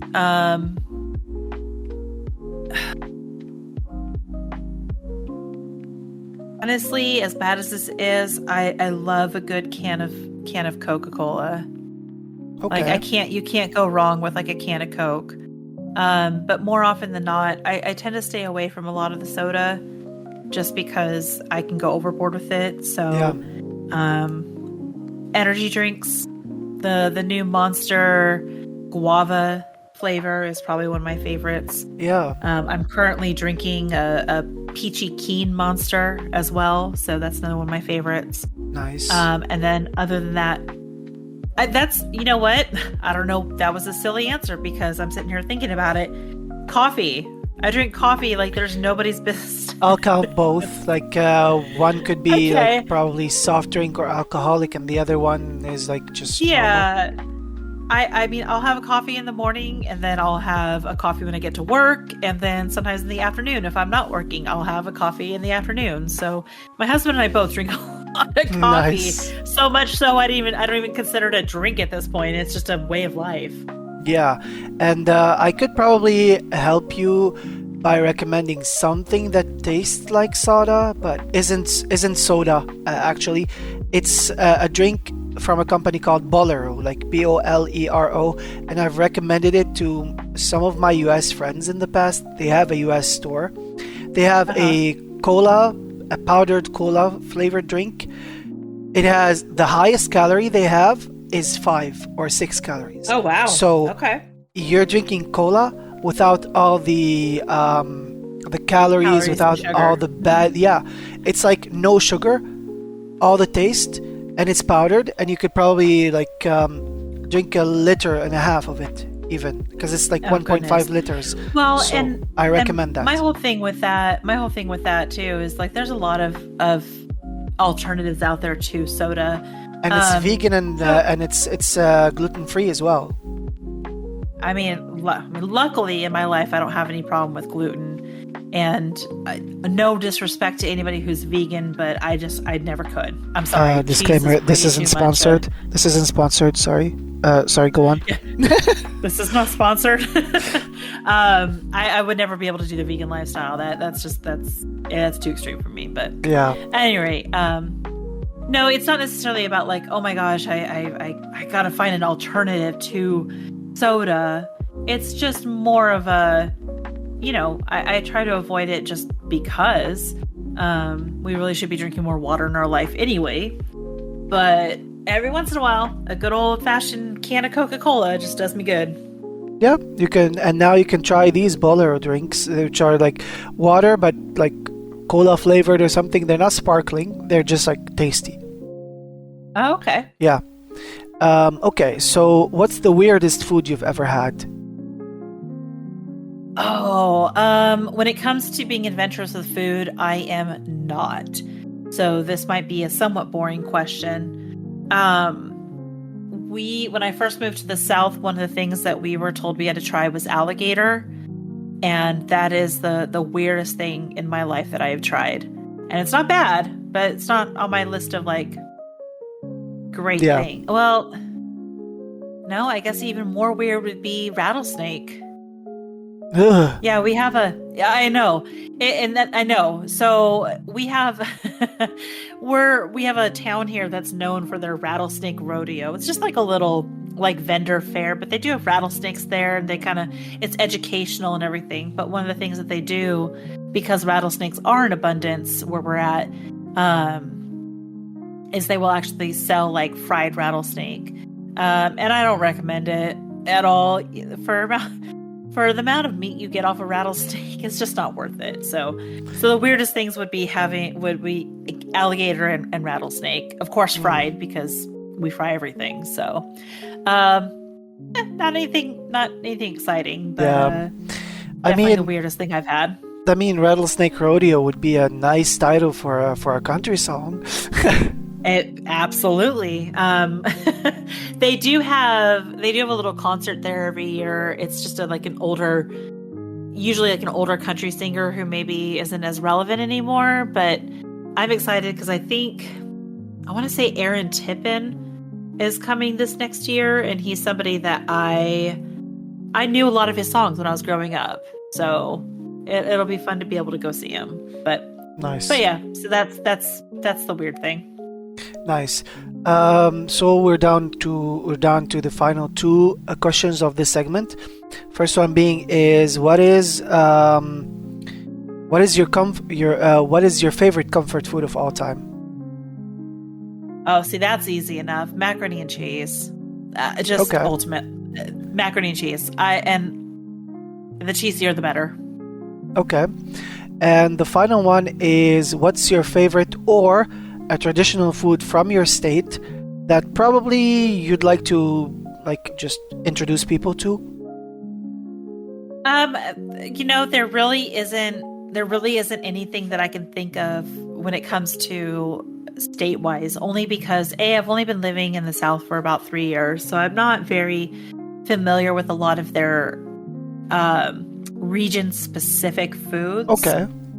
The only thing really I can think of would be from California, and that is the tacos from a taco truck. Like, unless you're getting your tacos from a taco truck that's down a dark alley with a bunch of shady-looking people around it, you're not getting authentic tacos. Those are the best tacos you will ever eat in your entire life, and everybody should experience a taco truck taco. So you're saying the most suspicious, the more suspicious and shady looking, the better? Yes, absolutely. Okay. If you're worried about pulling your wallet out in front of everybody, you're definitely in the right spot.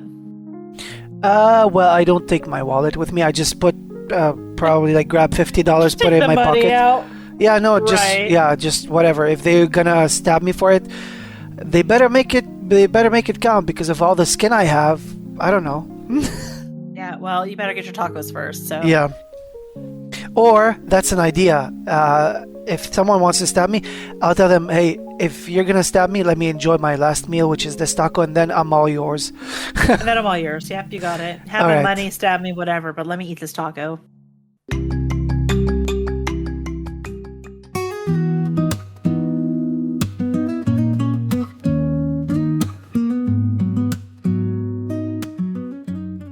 So we are gonna do something fun for the third segment. Okay. You might need to either get notepad out or write it down on a piece of paper. Okay. Because I've added a couple of mini games to play. For the first time, I'm gonna switch the mini games, swap them out, their places. We're gonna start with rename the game at first. Rename the game. The goal of it consists of simply switching one game from the game title with any given word. Let's say the word is taco, for example. Okay. So I would say probably Alan Taco, which is Alan Wake, and then you would say Grand Theft Taco, and then I would say the Dead by Taco, for example. You'd say Taco of the Forest, for example. We're gonna go back and forth saying them. We have 2 minutes on the clock. It's all improvised. We each have to think of the game and just call it out. And you can also check your Steam library. Doesn't matter. You can Google them. Once the timer runs out, the last person that said a game name wins. Or you can call out a person if it's been said before. All right, ready? The word is mud. Because of mud. Yeah, because of the Discord you share. Okay. I did my research. It sounds like it. Yes, my Mud Pit Discord. Yes, mud. So I will start off with Mud of Empires. Okay. Mud by Daylight. Mud Cry. Disney Dreamlight Mud. Assassin's Creed Mud. Roller Coaster Mud. The Mud Descendant. Gosh. I guess I can't just say mud because there's a whole bunch of games that are just one word, but mud. It should be two or three words or more. All right, Summer of Mud. Star Wars Jedi Fallen Mud. Hall of Mud. Planet Mud. Among Mud. Batman Arkham Mud. At Mud of Night. Mud Myers Civilization 7. Crab Mud. Mud of the Forest. Oh, took one of my games. Mud Dash. Final Mud, which is Final Fantasy. Oh, it's all Final Mud. Heavy Mud. Heavy Rain. Fallout New Mud. Mud Frequency. Nice. Elden Mud. Planet Mud. Lethal Mud. the mortuary mud. Mud effect.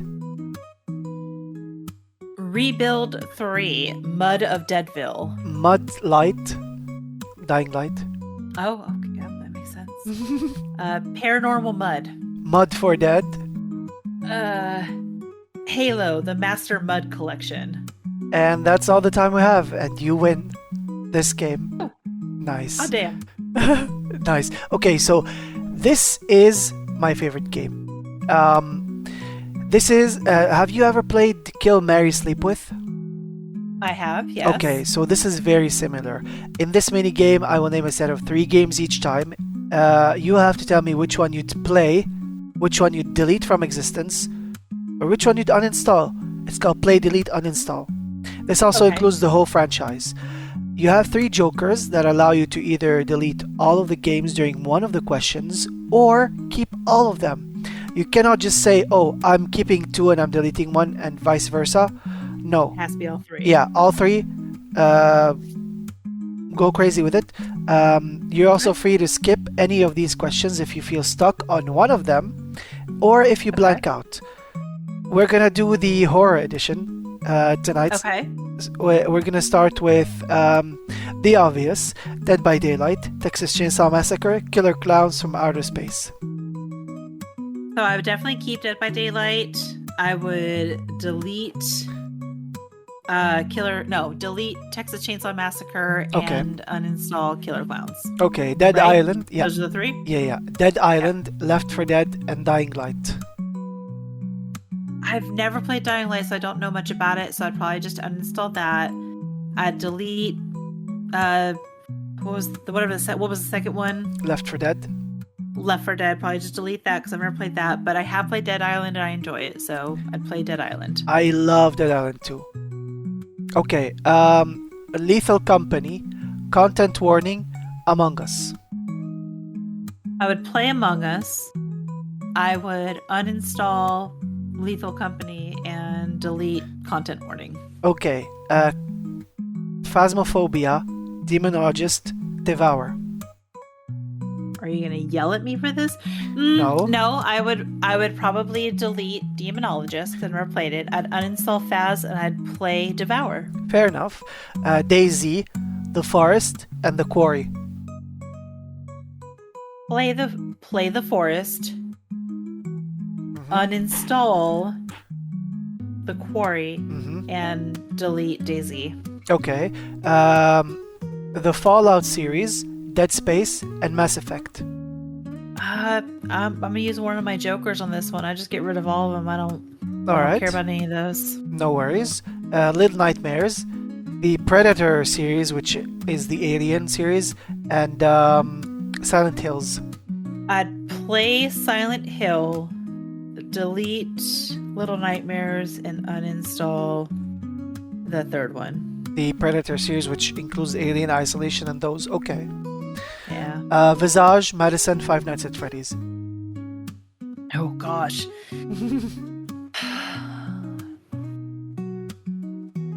Visage, I'd play Madison, I'd delete, and Five Nights at Freddy's I'd uninstall. Okay. Alan Wake, The Evil Within, Resident Evil. I'd play Resident Evil only because I've heard some good things about it. Delete Evil Within and uninstall Alan Wake. Okay. Project Zomboid, 7 Days to Die, The Last of Us. I'd play 7 Days to Die because I've heard a lot of good things. I delete Project Zomboid and uninstall the third one. Which is The Last of Us? The Last of Us. Okay. The Last of Us. Okay. We have The Mortuary Assistant, Dead Rising, and The Walking Dead. I'd play The Mortuary Assistant, uninstall Dead Rising, and delete The Walking Dead. Okay, so I'm gonna include a bonus one since you mentioned that you kind of play these, which is similar to, or I don't know if you've ever played them, but I always add it as a bonus. So we have Fall Guys, Party Animals, Chained Together. I'd probably play Fall Guys delete Chain Together and uninstall Pummel Party. Pummel Party. Okay, Fall Guys.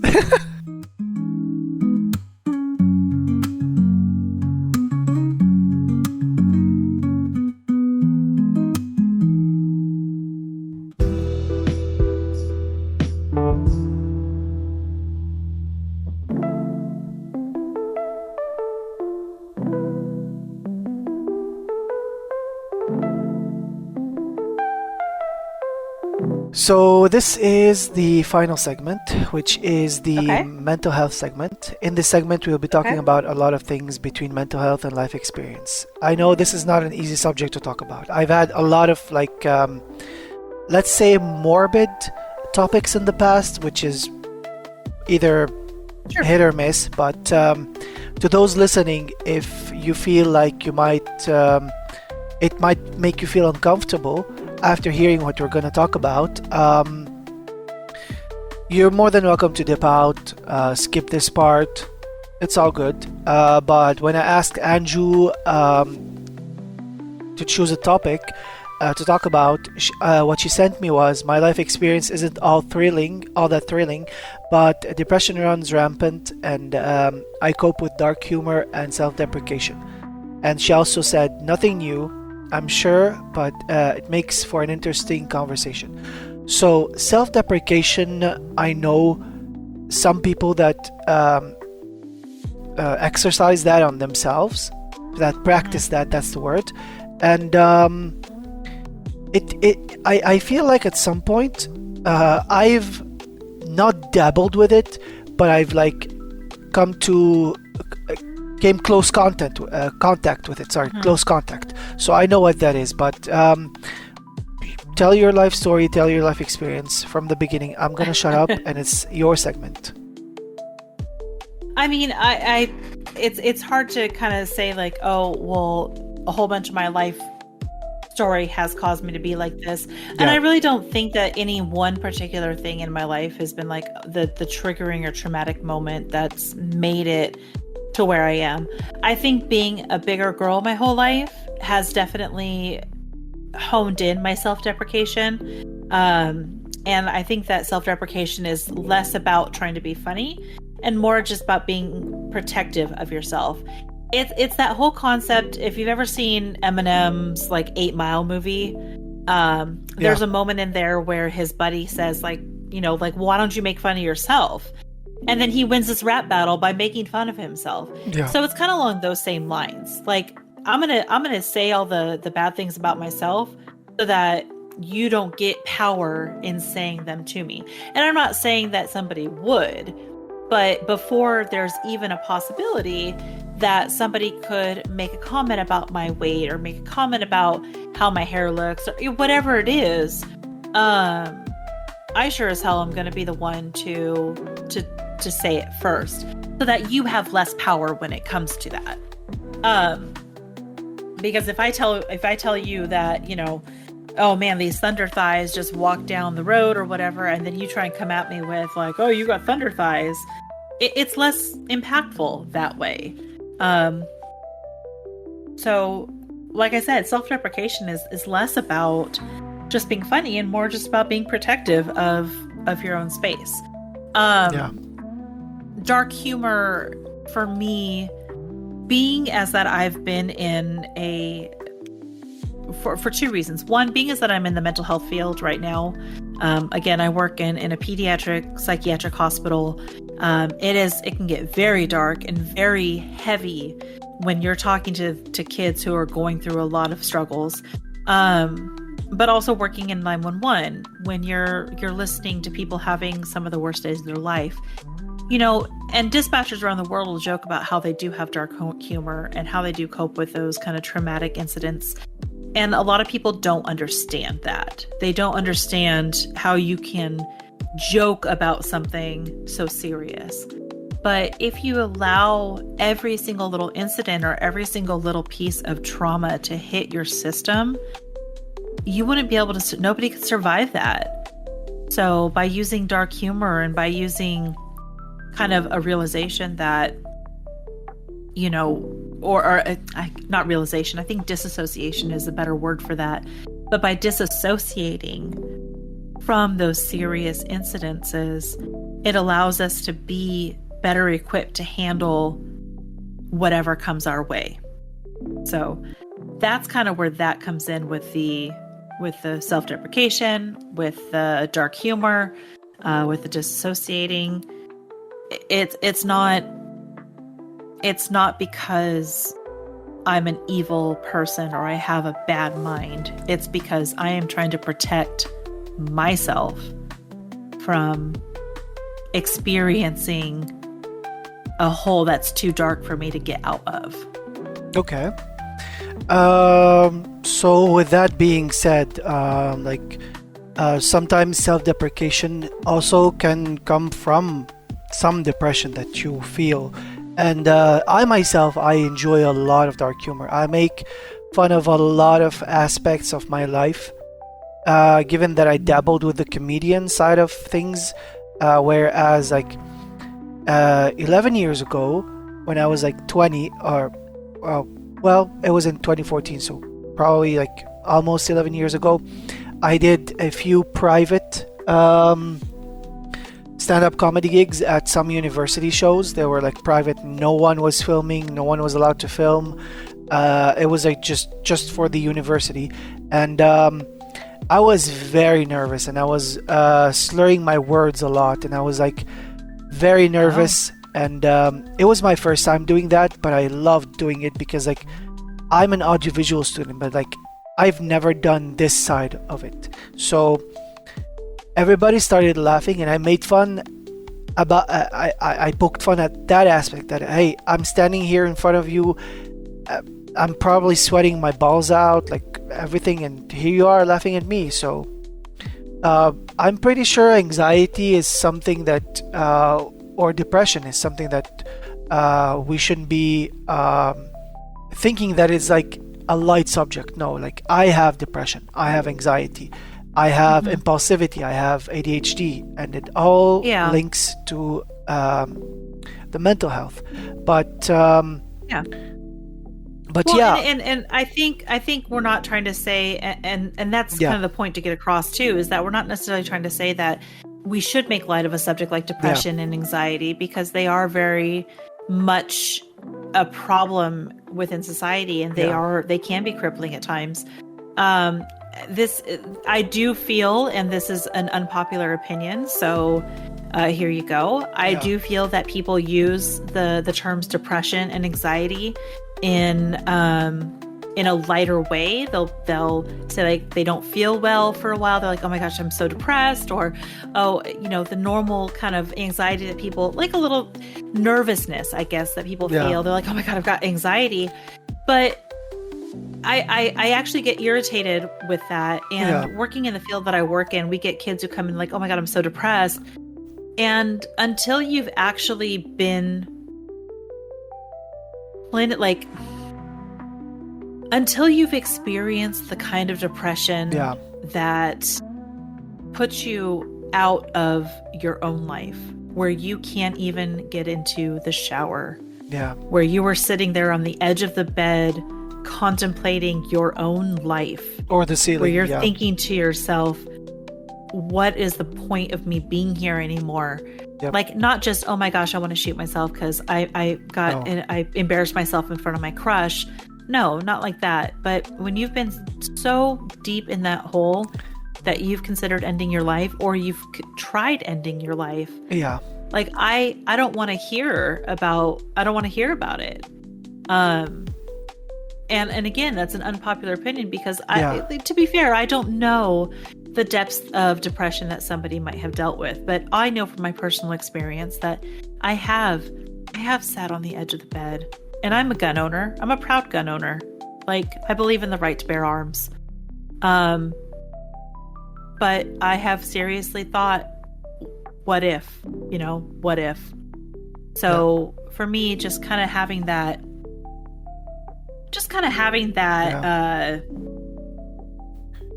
thought process, it's frustrating, because I again don't want to judge anybody for having those feelings, but at the same time, I just think that we use those terms too lightly at times. Yeah. And we associate things with that way too often. Yeah. Or using it as an excuse. Like, oh my gosh, I can't go out this weekend. I've got so much anxiety, or I'm so depressed, or whatever. Yeah. No, maybe you just don't want to go out. So, yeah. I know that's hard to kind of pinpoint, because again, feelings are feelings, and you never actually know what someone's feeling. But I think that there's a lot of people who are not getting the help that they need. Yeah. Because it is so rampant to it's so easy to say, I'm depressed, I'm anxious, I have anxiety, versus the people who are actually truly, trually affected by those disorders. Yes. And I was typing this a song name that talks about this subject. It's called "The City Don't Care" by Leon Els and Oliver. I've actually spoken to Leon Els on Instagram, thanking him for the song. The song is more like synthwave disco vibe.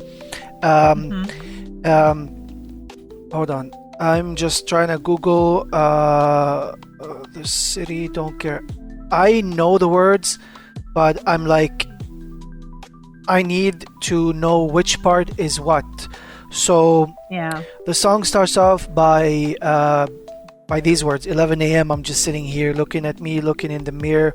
Am I alive? Is this even real? Is it even real? That's just how I feel. People that talk on the TV screens, the only ones that'll be with me. Is this my life? Is it all a dream? Is it all a dream? That's just what it seems. There is a part later on that just hit me so hard. What is the point of me being here? They wouldn't know if I disappeared. My life isn't the way it appears. When they're looking in, no, it's nowhere near. Every day is the same old thing. This is the part. All of the silence is deafening. Chemical highs, just to get some peace. Just to get some peace, I just want to sleep. This was my song back when Grandma passed away in 2020. Back when I felt the world collapsing on me. Back when I wrote a song dabbling with death as well, called "What If I Told You." I wrote it for Grandma. Like, what if I told you that tomorrow I'll be gone? Would you be sad for me? And at the end I end it with like, what if all this was just a lucid dream? So that's very poignant. Yeah. And I feel music I feel is, I also consider myself an empathetic, an empath basically. I feel what others feel. And, I really take music to new extremes. So for that song for you is something that resonates with you, and mine a lot. Mine is "Save Me" by Jelly Roll. That one to me is the epitome of how it feels when you are suffering so deeply from a depression that you can't get out of it. And my husband will make fun of me because I love the song and he hates Jelly Roll, which whatever, that's his prerogative. But that song to me is one of those songs that if I need to just feel my feelings, I guess, I will sit and just listen to that. Or his "I'm Not Okay" song, same thing. I can appreciate an artist who speaks truthfully about these kind of feelings. But and I guess that kind of ties into like the mental health. Not that's not right. It ties into the streaming aspect and the streaming world as well. Robin Williams was an amazing comedian. He was just an incredible comedian. He was so funny, and his whole life was spent trying to make other people happy.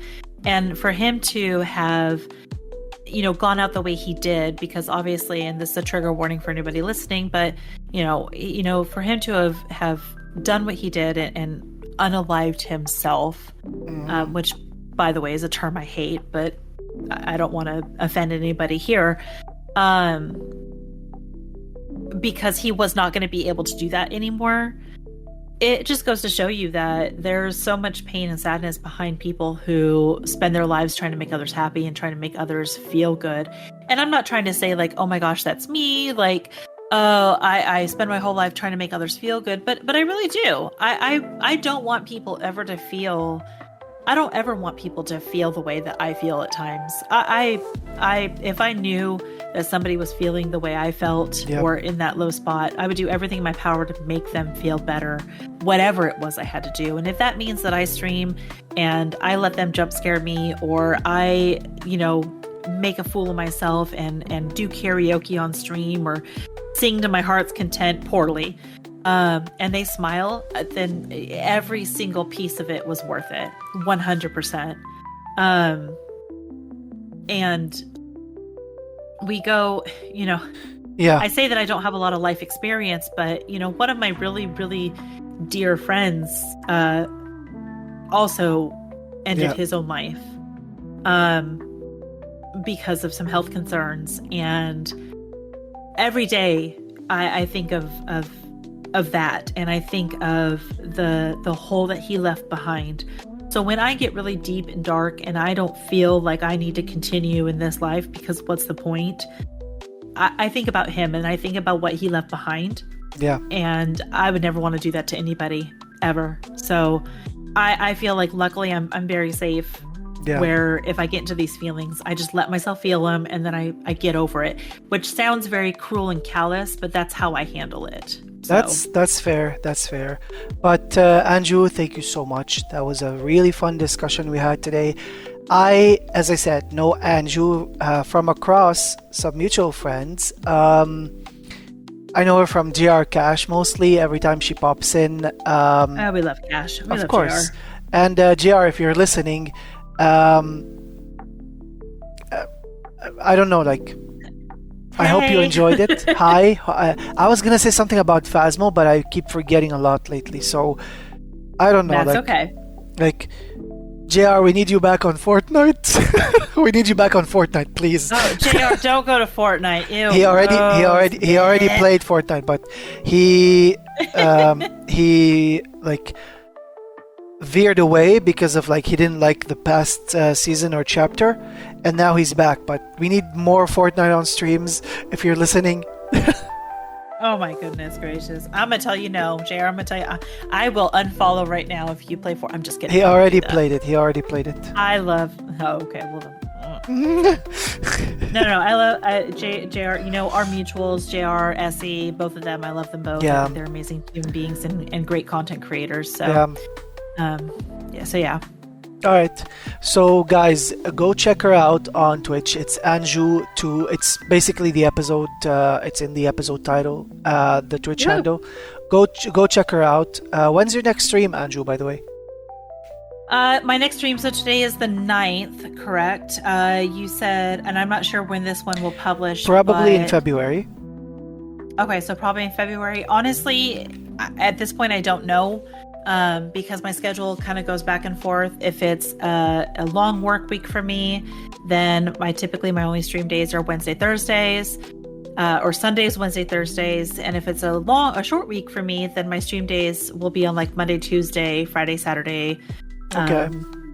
So it just kind of goes back and forth. So, but if you hit the follow button and you get select notifications, you'll hear when I go live. Or if they really want to join the Mud Pit Discord and become part of the Mud Pit Madhouse, they can do that as well. And we do that contest every month in there. So you could win a Steam gift card. Just saying. And I also know that some people enjoy jump scaring others, like I do myself with friends at JR as well.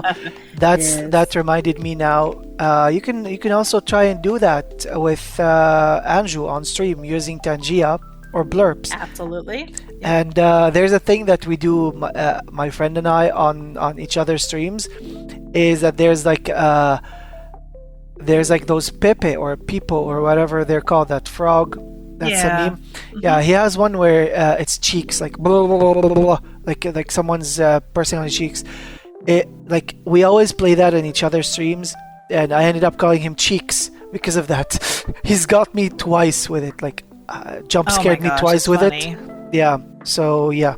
But anyways, thank you for the time. I'll see you guys in the next one. All right, take care of yourselves. Bye.